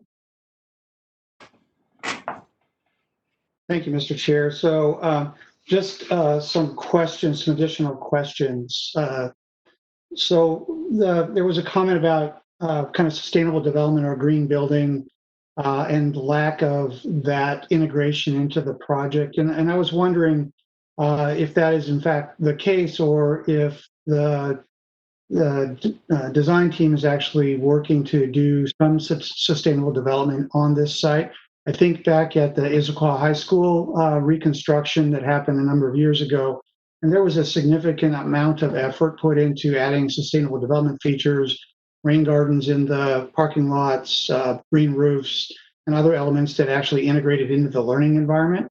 So I don't know if there's a shift in the school district's philosophy or not, but I was curious about that feature of the project. If you could speak to that, please. Todd, I can take the building if you want to take the site.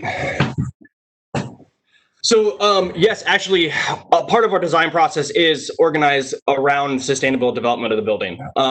When I mentioned the compact floor plan that's vertical, it actually was one of the biggest passive sustainable moves we could have done. What we've done is actually limit the amount of exterior envelope, which makes a highly efficient building.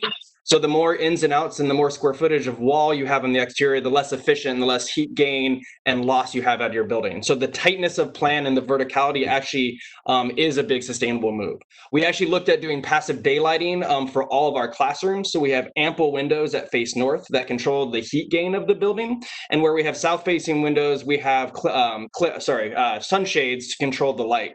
We also looked at putting skylights and clerestories at specific locations. So we're daylighting our spaces and minimizing the loads on our lighting within our buildings. We have high efficiency mechanical systems as well as high efficiency lighting. So I think there are a lot of sustainable elements within the building. We just did not submit for the Washington State Sustainability Protocol, the WSSP.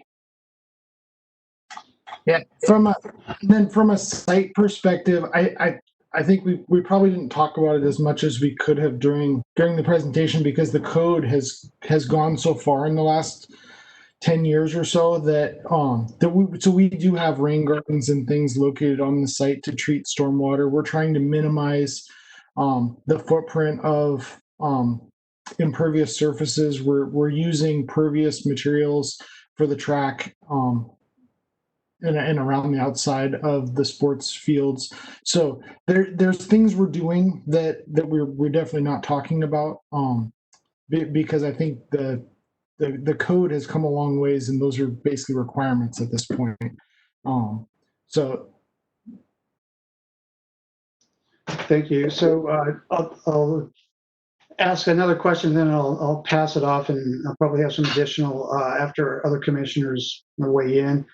So there was quite a bit of discussion both in the presentation and in the staff report and the applicant narrative around FAR and the challenges of accomplishing the code required FAR 0.75.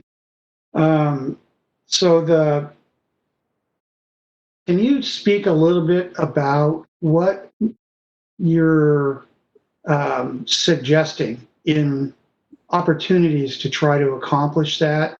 And then maybe a question for staff. You mentioned that there's a separate process to do a reduction in the FAR. I'm curious about what that process is. Yeah, so maybe I'll start with what we're asking for. So what we want to do we obviously have a lot of space on this site that's not developable, and as far as the FAR, doesn't help us. So areas that don't help us are any of the roadways on the site, and obviously we're not lucky enough to be downtown Issaquah or somewhere where we would have roads that are already around the site that don't count. That we're not able to use existing public right of way to get to our sites. So we're end up building up a lot of area for that. If we could take that or the bus storage area out of the FAR, that would be super helpful. We have tree save requirements. We're doing that along 228. That doesn't help us with the FAR, so taking those tree save areas out of that calculation would be huge to help us meet that. The outdoor classroom or the outdoor program areas, so we're going to use all these fields, tennis courts for part of the curriculum. Those come out of the equation, that we don't get credit for building outdoor program area. If we were able to count that outdoor program area as building area, that would help the equation a ton. If there was an ability to put trails and things in this forest and count that forest as outdoor learning space and take it out of the equation, that would help. I think there's a lot of kind of gray areas of the code that we would like to explore. And we've done a lot of that with city staff to date. I think we've gotten to the point where we're probably pushing a little harder than or pushing on some of those edges a little more than anybody's comfortable with, and really wanted to open that conversation up to make sure everyone's able to say, hey, that's far enough, or yeah, if you want to take the trees out of the fringe, that makes sense to us. So then the second part of the question was a process question. It sounds like there is a separate process was described to deal with this FAR question. Can one staff member describe what that process is? Commissioner Brennan, this is Christina. There is a process for an administrative adjustment of the FAR standards in the compact schools regulations in the municipal code. That FAR could be reduced by 50%, which is where the 0.375 number comes from. That's an administrative process that still has public comment opportunities as part of it as well. Right, and then the director is the decision maker on the administrative adjustment standards? Correct. So just a curiosity so the FAR, the higher FAR is actually driving more development on the property, which in a school facility like this would actually suggest you need to build much bigger school buildings and add a higher school population. So it seems, given what our traditional school needs are, it seems like a challenging requirement in my mind for to set that kind of a minimum requirement for school facilities like this. But I'll let other commissioners weigh in on that particular point and suggestions on other options to include buildable area or usable area as part of that floor area in the calculation for FAR. So thank you. So one clarification I'd like to make quickly is we are not submitting for WSSP on the elementary school because we are not eligible. We are meeting WSSP on the high school building. So that's just one clarification. Great, thank you.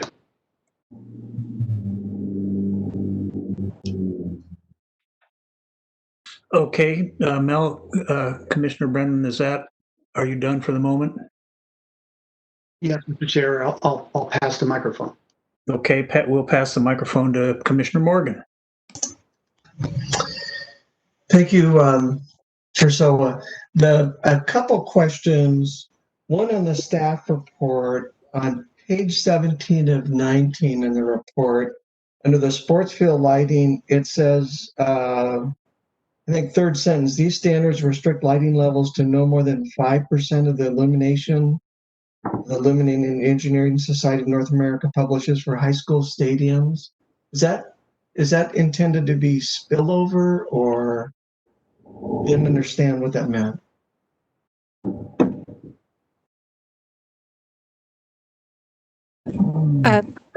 Commissioner, this is Christina. Sorry, bear with me one moment while I pull up that page of the staff report, please. Sure. It was right after talking about shielding and glare reduction and impacts on adjacent properties. Yes. So the lighting standards for sports complexes are they are tied to the IESNA standards, and I'm just navigating to the section of the code that references those. The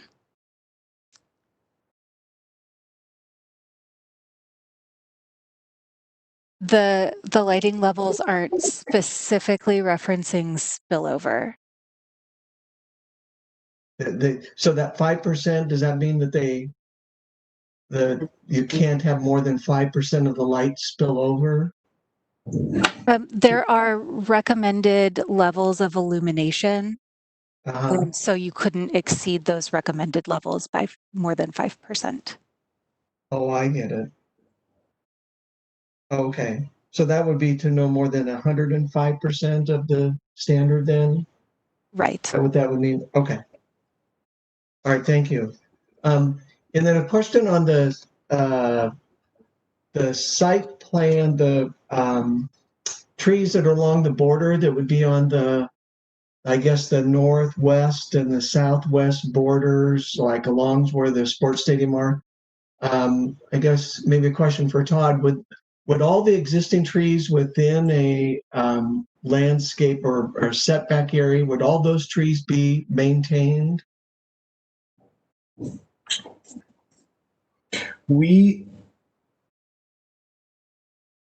are proposing to save trees where we can. So there's areas along there where we are saving trees in the first 15 feet or so of that buffer. There's areas where we're not. So it's not a blanket, this one size fits all. So would some trees be taken out right up to the property line, possibly? Potentially, and it really comes down to, and kind of where we are in the process, we're staking the clearing limits. We're going to walk the perimeter of what we're proposing with an arborist and verify that we can actually save those trees, or if we need to pull grading away from some of those trees to make that work.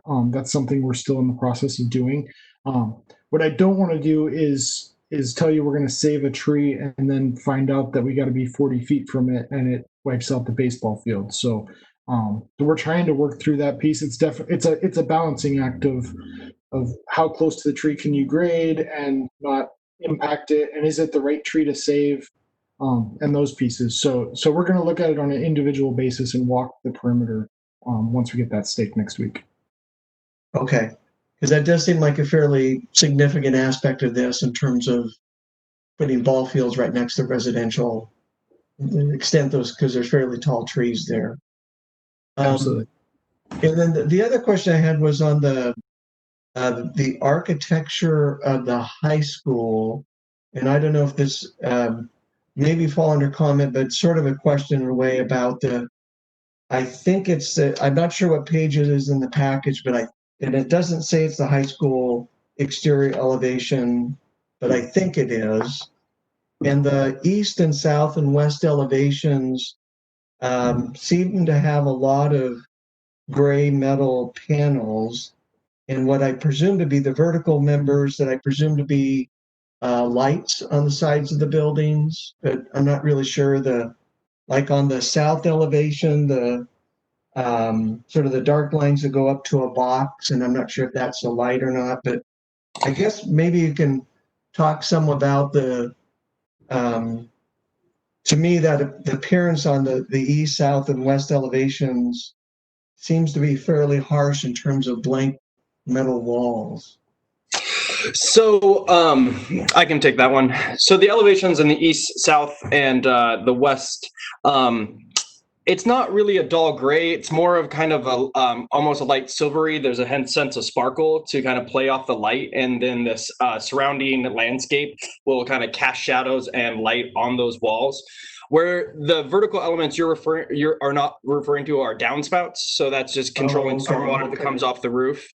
In terms, we also were highlighting kind of the overall concept of the building is trying to reference the forest and how there's a variety of trees and there's kind of a verticality to it. And so we have accent materials that reference the bark of a tree and give texture, as well as have a lot of glass at kind of key focal points. So where we have like loading docks and kind of service zone, it's opaque.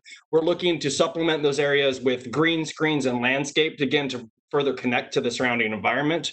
But those key program elements like the primary commons, the student courtyard, those are very glassy and light. So it's not meant to be a dull gray building. There's meant to be almost a sense of sparkle to it. It's hard when you have flat elevations and just colors not to get that kind of shine. Okay, thank you. That's it, Chairman So. Thank you. Now, next we'll have Commissioner Price.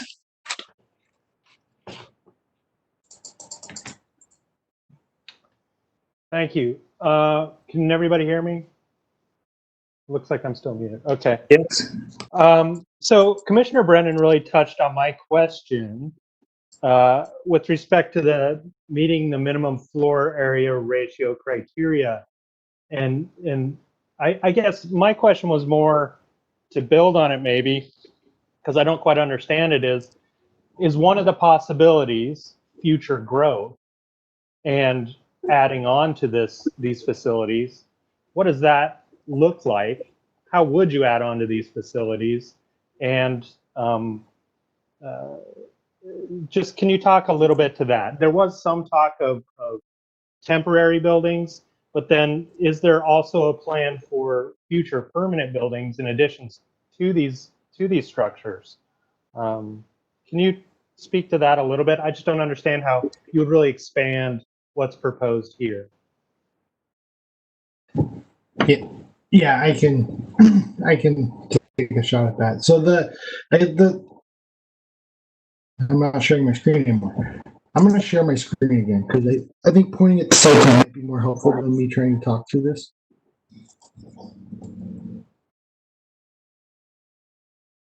So just while Todd's pulling up the site plan, the school is actually planned with that expansion in mind. So right now to the west of where the cursor is, that is our student athletic plaza. It's quite a large plaza. And the reason it's its size is that we're able to expand the classroom wings to the west there to add additional capacity. Okay. But that's it. There's no future plans to go up necessarily. We did not plan on going vertical. And then what drives that? Just general budget or demand or both? Both. Yeah, it's definitely both. The other piece of adding on to this is we start having other program needs. So the parking is generated by the amount of students we have and the amount of classrooms we have. So if we start needing more, putting more students on the site, we start needing more classroom space or more parking space. Obviously, that we're pretty limited on the area we have, so that would be, another layer of structured parking or something to make those, so it starts becoming very cost prohibitive to try to continue to add to this site. Yeah, and that was really my question too, is how do you add on, and what is the subsequent impact of the other facilities from a traffic perspective, from a parking perspective, et cetera. So I'm just trying to find a balance for if there is an adjustment of the minimum FAR, what are our relief valves here? And so just trying to surround that issue and understand it more. You also had mentioned that there's sort of two phases of build out that are going to happen. And the first phase well, I guess the question is what's represented here the full build out, or is this the phase one? So what we have shown, minus the portables, So we do have some areas where we need to potentially could add portables. The two buildings would be 1,400 students for the high school and 550 students for the elementary school. The capacity in the future, we could get to the 2,500 students on site. So we have, and the parking accounts for the bigger number, because adding the parking now is somewhat costly. Adding it in the future would be really costly. So we are trying to do the right thing to allow growth in the future. We just want to make sure that we're doing it in a way that we're using the money we have wisely and putting the right pieces into the program. Okay, thank you. And then I just had one more question. I've heard some comments from the public regarding the sports field. It's been referred to as a stadium. From what I can see, it's really just a field surrounded by a track. Is there proposed bleacher space or structured seating that isn't shown here? Could you describe the field a little bit? Absolutely. So the field has seating on both sides. So the home seating would be on this side with a covered seating on the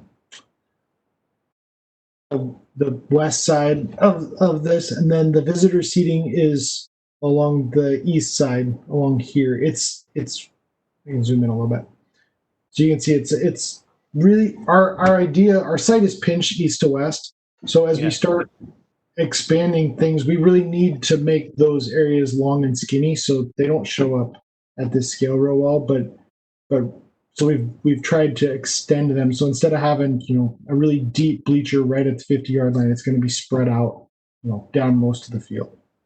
The other thing to note is it's far from a sports complex in the sense of, if you look at Skyline has a lot of stadium and sports complex specific program within the stadium itself. And so they have several team rooms, support space, storage, changing rooms, lockers, those type in a separate building.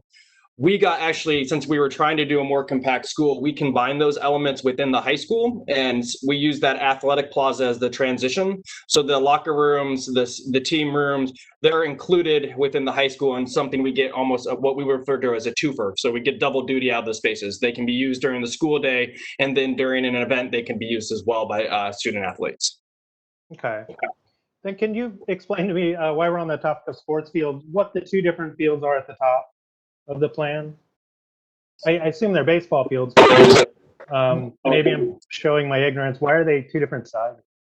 So one's a softball field, which has different distance requirements. That's the one on the west that the cursor's on right now. The one on the right is the baseball field. Typically, we would be in the 300 to 350 range for outfield lines. We reduced this, so it reduced the impact on the site, as I think Todd mentioned earlier, to 285. If you look at ones at Skyline and Issaquah, there's also area in their outfields that accommodate practice fields or soccer type fields. We do not have that luxury on the site, we just have the site area. Okay. And then probably another really stupid question. I don't play baseball or softball. You couldn't share those fields in the function and just have two sets of I don't know. Could you share those functions? Not really. It's not.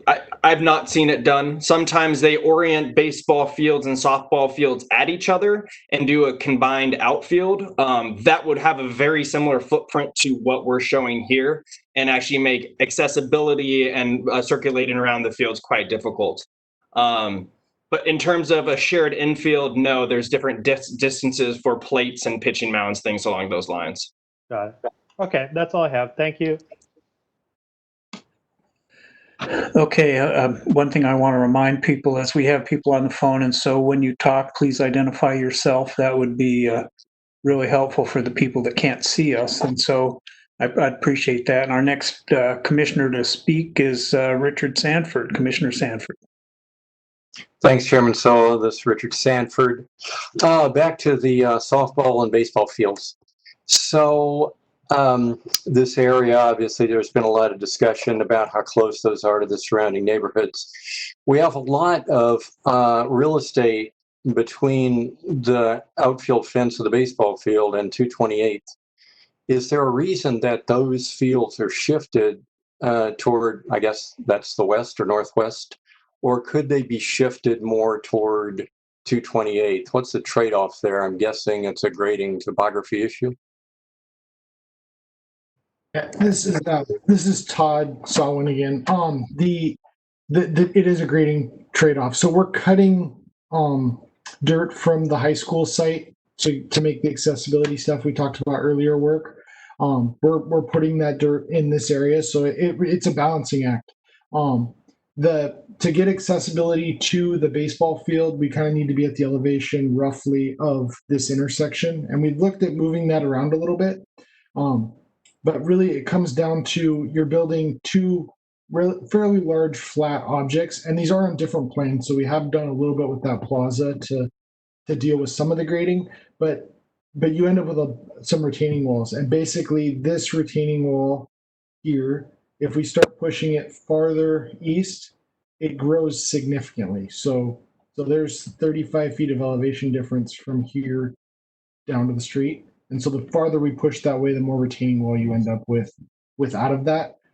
So it's really the grading piece, trying to minimize export, minimize retaining walls, and fit within the city's code for retaining walls. I mean, we're proposing that we're not going to need a bunch of adjustments for the retaining walls we're showing right now. We've got them all down in the 8-foot range with some tiering and things we've done.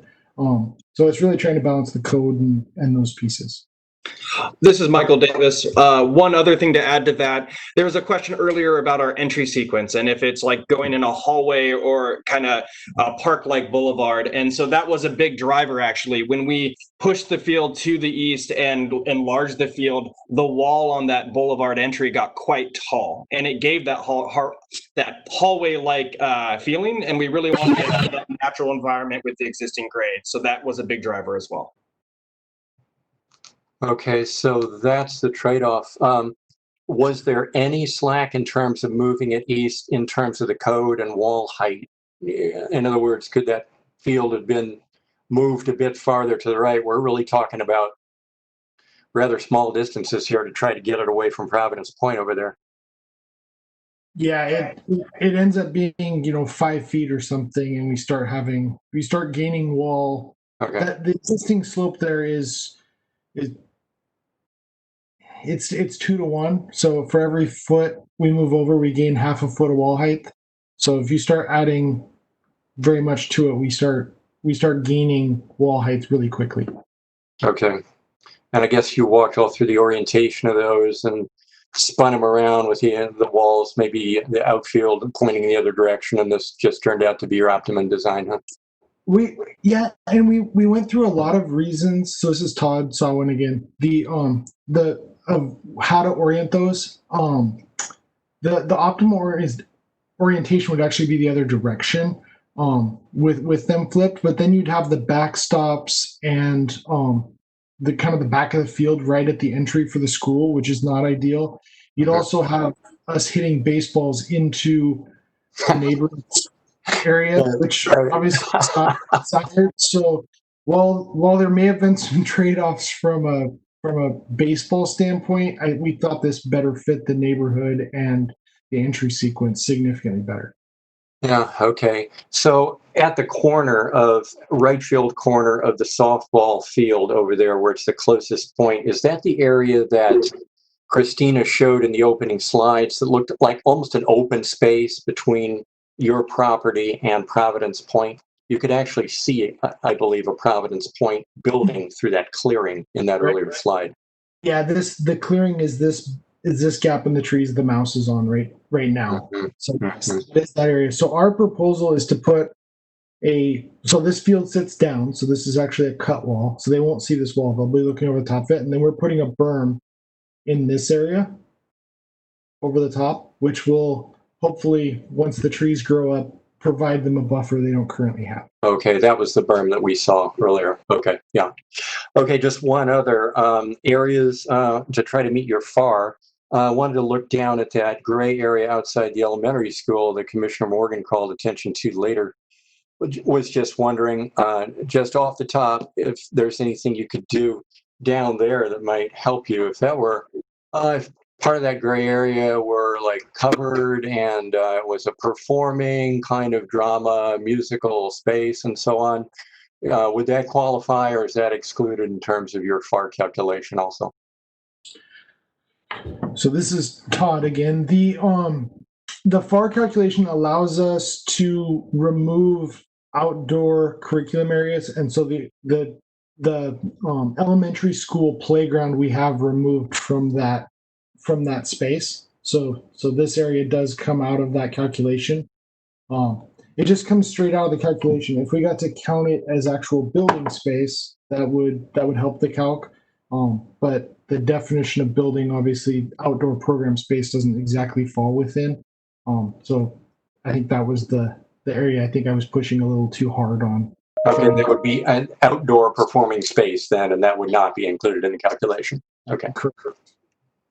Okay, that's all I have. Thank you. Thank you. Our next commissioner to comment is Brooke Shore.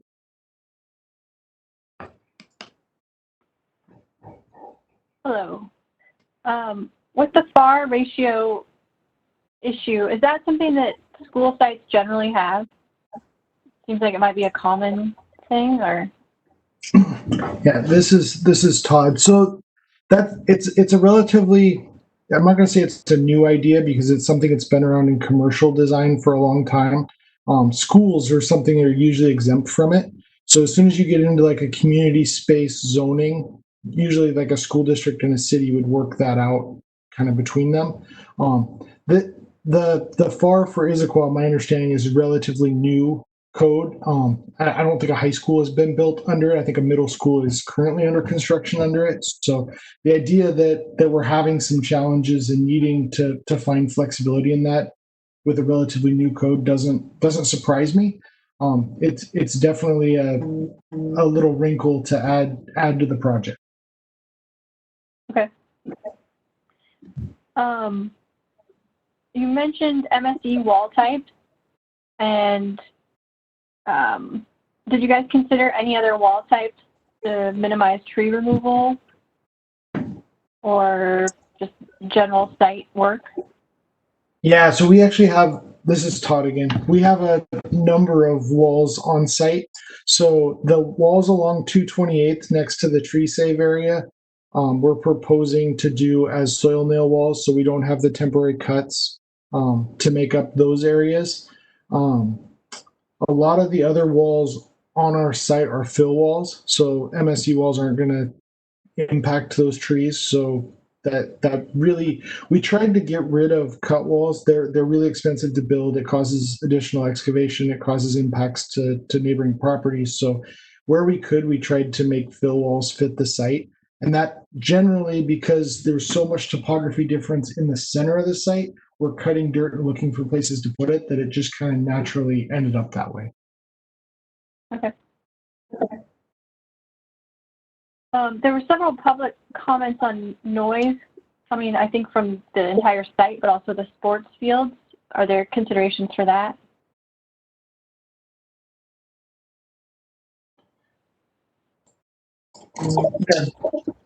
You want to take that, Michael? Yeah, sure. This is Michael Davis. So yes, it is something we've looked at extensively. We've actually, during the planning of the process, we have tried to depress the field to lower the grade so we could mitigate the sound slightly. We also looked at enclosing the back of the bleachers to the west hand side. And then any sort of sound system would be pointed at the opposite direction, or intercom system, excuse me. So basically that enclosure kind of acts as a barrier to the sound of Providence Point. Those are pretty much the primary things we've done to reduce noise at this point. I don't know if you have anything to add there, Todd. No, I mean, we've looked at some other ideas. I think what we've been told by the noise consultant is short. The berming and things we thought were going to have big impacts have some impact, but not as much as we had hoped. Yeah, building, if we built an 8-foot CMU wall, that would actually not mitigate the noise much at all. Our berming is doing basically the same thing, the berming and landscaping. We'd have to actually have a wall to be very effective, it have to be very, very tall. We're also using the landscape at, any barrier element that is, in the way of noise acts as somewhat of a barrier. So it kind of dissipates the sound. So the landscaping and the edge of the sites will help it slightly. It won't make, I wouldn't argue it's going to make a 50% reduction or anything along those lines. It will all be kind of minor, smaller scale reductions. I guess this is Todd again. The one other thing, we are proposing the PA system and that to be directional. So we're trying to point that away from the neighbors. So the home grandstands and things being pointed, towards 228. That was intentional. That the goal of that was trying to project that away from the neighbors the best we could with the site layout we ended up with. Okay. With the pandemic, obviously nobody knows what's going to happen. Is that being considered at all? Future compatibility with the unknown?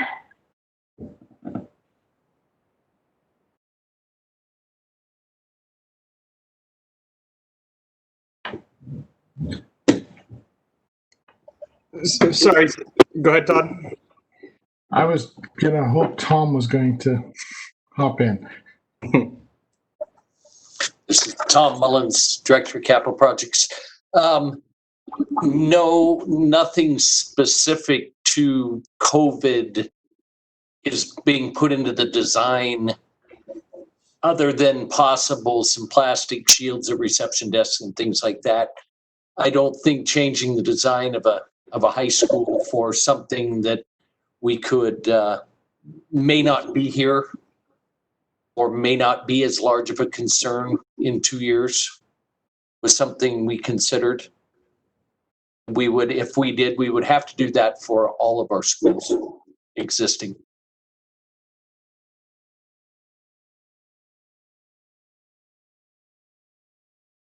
Okay, that's the end of my question. Thank you. Arthur Schulte is our final commissioner, and then we have one more comment to be made. But Arthur, you're next. Sure. This is Arthur Schulte. I've got a few different questions for you. So, continuing the discussion of the FAR, there was a reference or a mention to portables. First of all, could you point out on the site where those would be located, and if those were calculated as part of the FAR? Second question is regarding the baseball fields up at the north.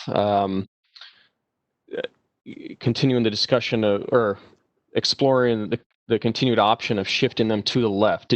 Did the design team explore the possibility of stepping down the larger field, by a foot or so? It seems like there's adequate space between the fields to create a slope of some sorts. I don't know if it's sloping already or not.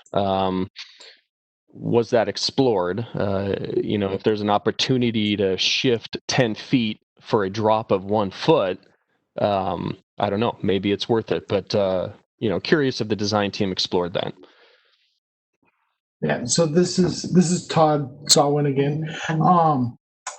So right now there's about 30 inches of difference between the softball field and the baseball field. So we are making up some elevation difference between there. Moving it to create more space was looked at.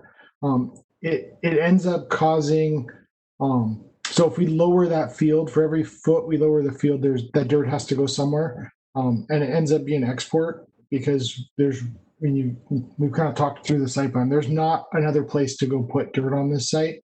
So we end up having to start exporting dirt really quickly. So it's definitely something we can explore. It's just there's some significant construction cost impacts to start lowering that field.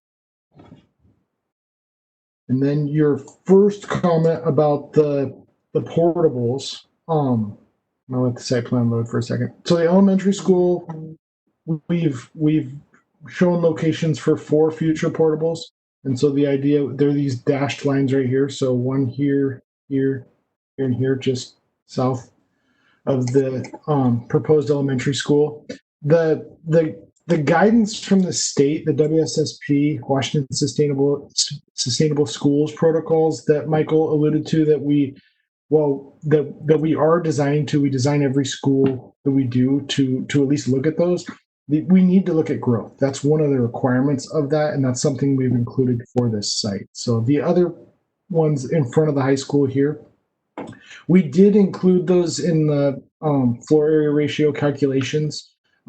They're really small spaces. They don't really help us. If we wanted to, just for reference, if we wanted to meet the 0.75 FAR just with building on our site, we need to build 400,000 square feet. We need to add 400,000 square feet of building.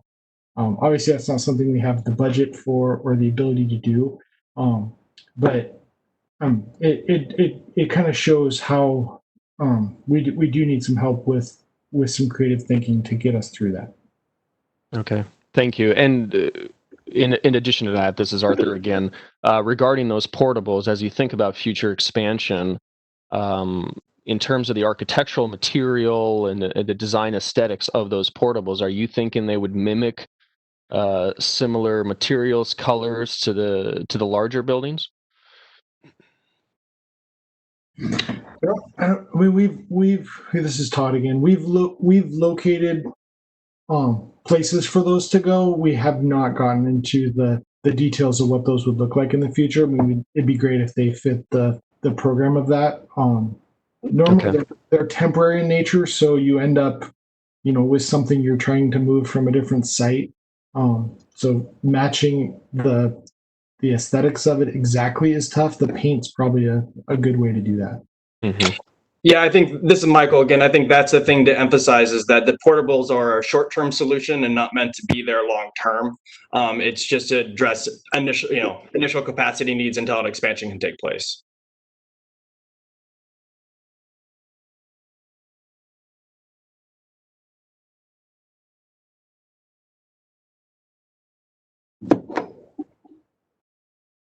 This is Arthur again. I've got apologies. Don't want to take over the mic, but question regarding the colors of the buildings. Is that something that's set in stone, or is the design team still exploring that? Looking at some of the base, darker colors, some of the gray colors, it doesn't necessarily scream forest or nature to me. And in terms of thinking how it's going to blend with the surrounding, trees and landscaping, I'm just curious, how set in stone you guys are regarding the colors. I think it's a work in progress. I think a lot of the things, those elevation, it's a large building. Oh, sorry, this is Michael Davis again. Sure. It's such a large building. And one thing that's lost in those overall elevation are the textures and how light touches the materials. There is definitely a gray light quality, but there's textures that are very similar to bark. There's a metal panel that's brown and has the appearance of bark. So our goal is to reference the forest by material and verticality of the materials. But at this point, I wouldn't say anything is fully set in stone. We're looking for comments and looking for different explorations we can have.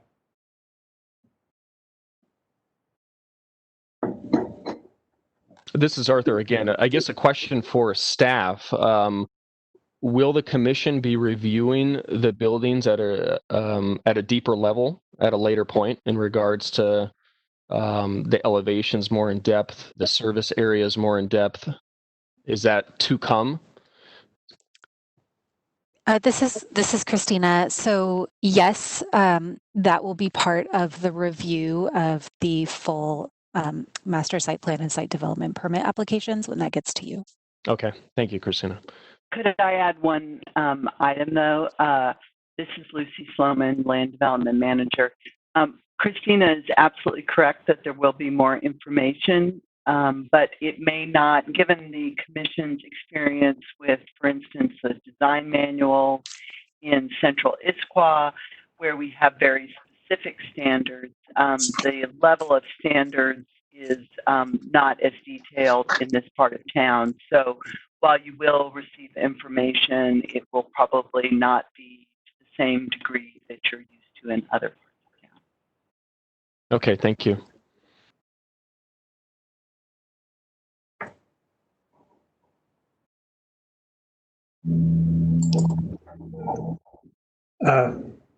Commissioner Schulte, is that end your comments? I have one more. This is Arthur again. There was a request from the applicant earlier in today's meeting regarding help on screening some of the walls. I guess a question, first of all, for the applicant is, have you looked at all the opportunities to provide the terraced walls where you think they belong and where you think you can accommodate them? Are there still large scale blank walls that you think terracing could help? Yeah, this is Todd again. I'm gonna share the site plan, which if you guys want me to leave it up, I'm more than happy. It seems, anyway. So there's two areas I think we would appreciate input. So this, we haven't really talked about, we have a lookout on the end of our walkway that comes out here. And the idea is you're going to have the opportunity to walk out on the end of this boardwalk and look over this natural area. There's a retaining wall underneath it. Obviously, there's a ton of vegetation in front of it. If we start terracing that wall, we either cut into the vegetation on the wetland side of this, or we cut back into the play field. Neither of which seem like good solutions. So I think that wall is one that we'll likely need help with. The other location, there's not a good way to screen the wall at the softball field. So this cut wall on the inside of the softball field will not have landscaping in front of it the way we currently have it designed, because we have the field going right up to it. If we wanted to put landscaping there, we'd have to move the wall back farther, which would cause us to impact the buffers and things that we're proposing with the neighbors. It's also going to be a maintenance issue for the district in the future, because you're going to have a tunnel behind the fence for the baseball or the softball field. So putting landscaping there doesn't make sense. The only people that are going to see it are the people on that field. And so I think those are the two locations we're looking for some help on. Well, I think your comment, again, this is Arthur, I think your comment earlier about walking the perimeter with an arborist will be a very key action item in this development, because I think you'll find out a lot in terms of which trees can be protected, which can't. Because by the time you start adding these retaining walls with foundations, who knows what kind of impact it's going to have on the roots, right? So I think we'll obviously find out more as we get more information from you guys, depending on what the discoveries are on site. Absolutely. We have, just to clarify, we have walked the site with the arborist twice already. We just haven't had the formal clearing limits staked. So, we have pretty good direction at this point. I think there's about 30 specific trees that I have questions about that get defined. And this area specifically being one of them, that cut wall really works with saving a couple of trees behind there and trying to not impact the neighbors any farther than we need to. Yeah, thank you.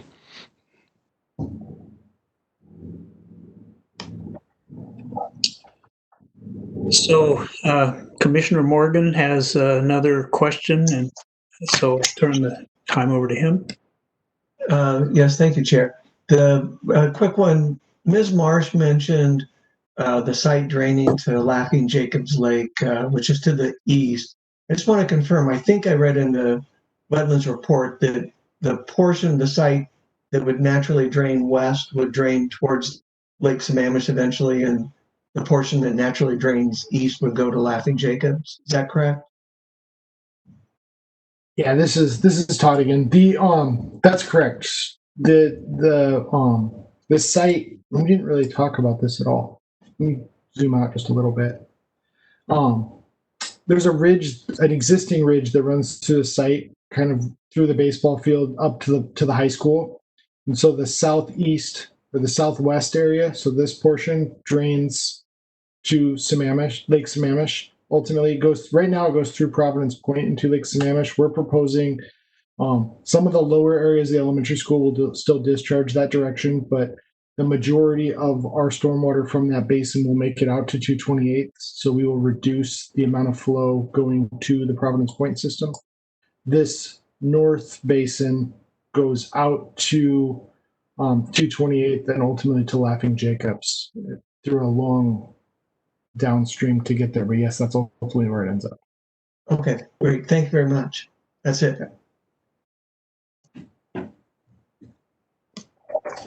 And Commissioner Brennan had another question. Thank you, Mr. Chair. So just one more question on the thinking about, kind of bigger thinking about the site layout. And there's a requirement for structured parking, and you've described how you've integrated that into the site and how you're addressing that step down that occurs as you head to the east toward 228. Was there ever consideration of putting the parking under the athletic field and pushing the athletic field to the east? So you're integrating that on top of some of the structured parking, and maybe a economic issue, but at least just from a site configuration, pulling the athletic field to the east away from the neighborhoods as a consideration. So was that something that you thought about? Yeah, so this is Todd Sawin again. That is something we talked about. We actually for a long time had had concepts that had parking under the tennis courts. We talked about parking under the athletic fields. The tennis courts probably had less issue than the athletic field did. But there's the economic side of that is pretty big.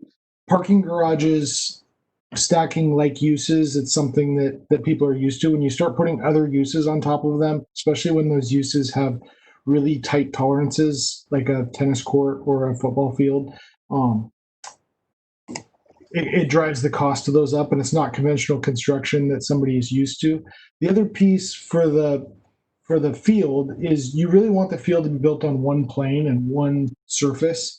So having it where it would be on potentially like a portion of it on existing ground and a portion of it on a structure of some type causes some problems where you'd have differential settlement and things. So from a warranty issue, there were some concerns about the track and the field standing up for a really long time, and we do want this to last 50 plus years. So but between that, I think we ended up with doing a somewhat conventional structured parking made more sense than some of the other options we explored.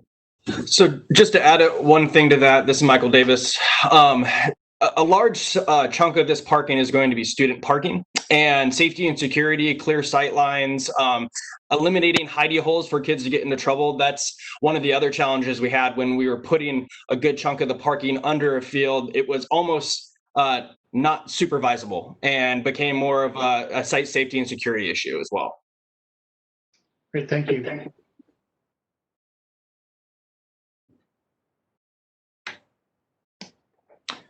So I'll ask for one more chance for commissioners to ask questions or make comments. Anybody?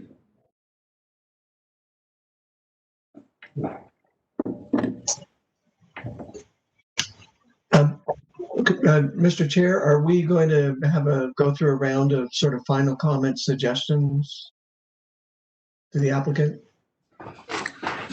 We can do that. Why don't we do that? If that seems to be so, why don't you lead off, Commissioner Morgan? Sure. Thank you very much. First of all, thank you to the applicant, to Christina for her presentation, the applicant for both the presentation and certainly all the answers on a very complicated project, and then especially to the members of the public that are been listening in for a long time and providing input both by email and tonight on the phone or the computer. Just a couple of quick things that stand out for me on this. I think one of the key issues would be maintaining as much existing forestation that we can along the border of properties to the north and northwest and southwest, to the extent that as many trees as possible can be kept there, I think is very helpful. One of my, I guess, main concerns would be the view of this property from 228, which I think is really only going to be the southeast and the east portion of the high school, really, would be the only visible. And to be honest, I've never been pleased with the view from Issaquah Pine Lake Road of the east end or the southeast end of the Pine Lake Middle School that was rebuilt there. And it was in the city of Sammamish, so Issaquah had no control over it. But if you drive along Issaquah Pine Lake Road, we end up with the back of a building, some mechanical equipment, so forth, that face the road.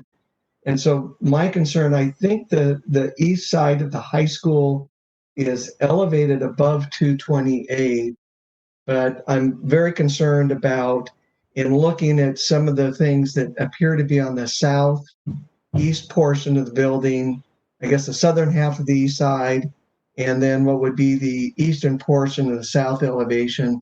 Those would be my concerns, that we don't treat those as backs of buildings, given that there's that possibility that people driving by there, that's what they really see of the high school from 228. So I'd like you to make some, take special attention to those portions. And again, thank you very much. Thank you. Commissioner Brennan, final comments or thoughts? Thank you, Mr. Chair. Kind of similar comments to Commissioner Morgan on a couple of points that he made, so I won't repeat them, but I'll just note them. Just the preservation of trees and existing vegetation and trees along the perimeter, particularly between the residential uses. And then as far as the building design is concerned, the large blank wall condition, and I understand about the play of light, et cetera, on the building, but there are a lot of times of the year, many times, during the winter months, et cetera, we don't have a lot of shadowing going on. And so just the look of the building is very kind of industrial, institutional a bit. And maybe it's the selection of colors, a deeper gray, kind of the blank wall, vertical lines condition. So anything you can do to break the blank wall conditions up, add more interest, maybe lighten the color, maybe a more earth tone that goes in with the natural environment that you've articulated, that is your palette, I guess, for the project. So on the building design. And then the other comment, or my final comment, is really related to what's going on along 228. And that is, we've got 12 to 15 foot high retaining walls, and I believe the staff have expressed some concern about this condition as well. The pedestrian environment, walking along the very busy road with what it will probably be a fairly narrow sidewalk, is pretty intimidating. So we really need to find a way to soften up that frontage along 228, breaking it up with tiered walls, maybe tiered walls with vegetation, maybe some architectural interest in the concrete, and then anything we can do to buffer between the pedestrian environment and the road itself, since it is, like I said, a fairly busy, high-speed road. I believe the speed limit through there is about 40 miles an hour. So that's a little bit of an intimidating pedestrian environment that hopefully will evolve into the future. It's not someplace that currently invites a lot of people walking. A little challenging even to ride your bike through there. But anyway, just something to be attentive to make sure we're thinking ahead about the pedestrian experience on that frontage of the project. Thank you for all of the work in developing the project to this point.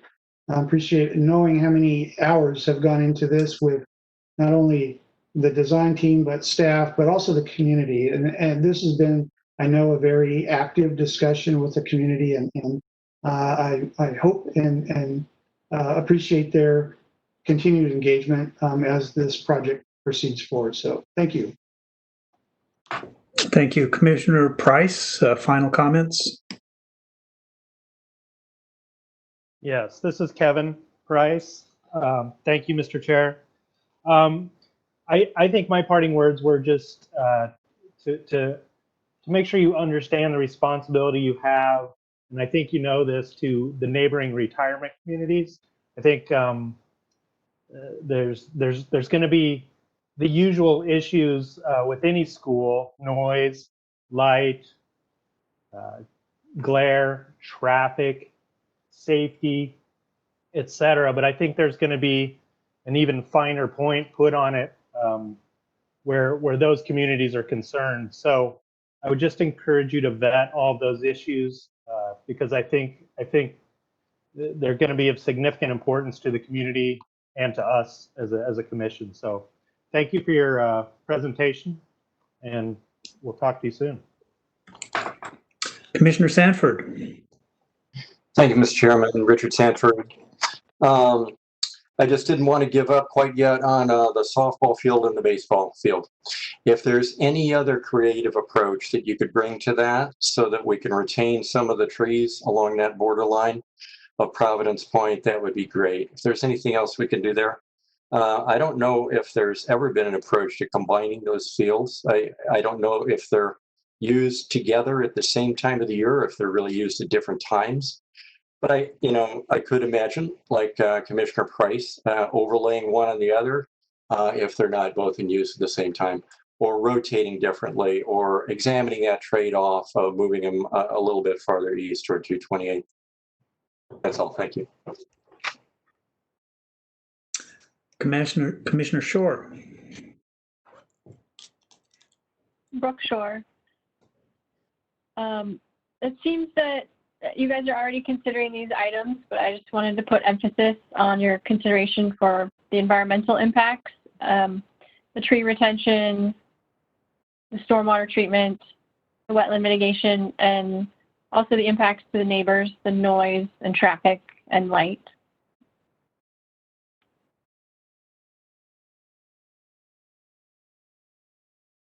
Thank you. Commissioner Schulte.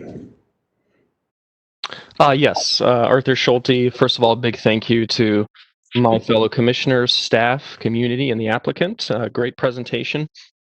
I really echo everything that's already been mentioned. I think in addition, for future meetings and presentations, it would really be great to see some 3D views, especially along 228th, looking southward, looking onward. I am a little bit worried about that corner of the building, the larger school that sticks out eastward. I'm really curious to see how that's going to be treated, whether the rooftop units are going to be properly screened. Maybe that's an opportunity to explore a different color scheme in that specific corner to blend a little bit better with the vegetation around it. So I'd also like to see some sections through some of the pinch points around the property, specifically that field at that northwest corner. I know you had a section drawn slightly southward of it, but I think having some sections at those pinch points to get a better understanding of how those will be treated, maybe the heights of the trees that you're proposing in that area.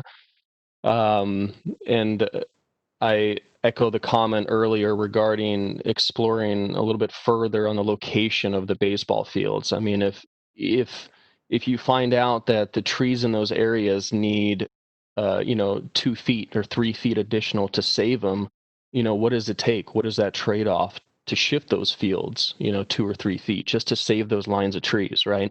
Again, as I mentioned earlier, a lot of that info will be kind of discovered with your additional walks with the arborist and so on. I think the overall massing of the building, the colors, and maybe I don't know that this was touched on a whole lot, but I know there was some public comment earlier regarding some of the learning spaces as well. I'd like to get a better understanding of what those learning spaces are. You hinted at a deck that you can walk out on.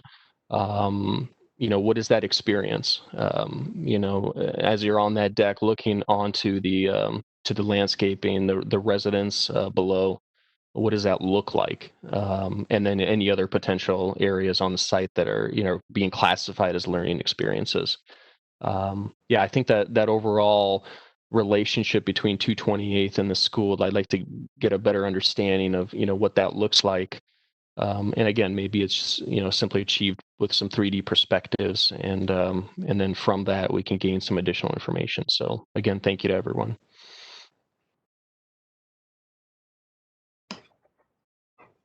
Well, I as well would like to thank all the participants. I try to emphasize every meeting that we have, especially in a community context, that this is the time for the public to have their input and to make their concerns known. And I think we did that. Unfortunately, it would have been way more comfortable to have everybody sitting in a room and being able to look at all this stuff together, and that wasn't the case. So my hat's off to the staff for at least creating an opportunity for us to be able to do this meeting in the most comfortable way possible under the current situation. So I appreciate everybody's participation. And in conclusion, unless there are any further comments to be made, following this meeting, the comments we heard tonight, as well as any written comments received before or after this meeting through July 22nd, will be collected into a report on the topics and issues raised. The applicant will be asked to respond to all the topics and identify how they have responded when they submit their full land use permits. This summary will be provided to the Development Commission, the Council, as part of their future decision making.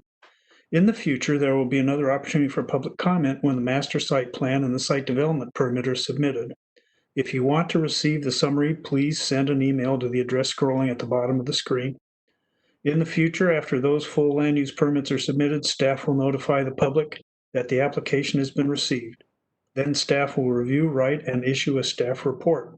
This will be followed by a formal public hearing before the Development Commission and a decision by the City Council. These provide additional opportunities for public comment prior to any decision being made. There being no more further business before the Commission, I adjourn the meeting on my clock. It says 9:09 p.m. Thanks, everybody.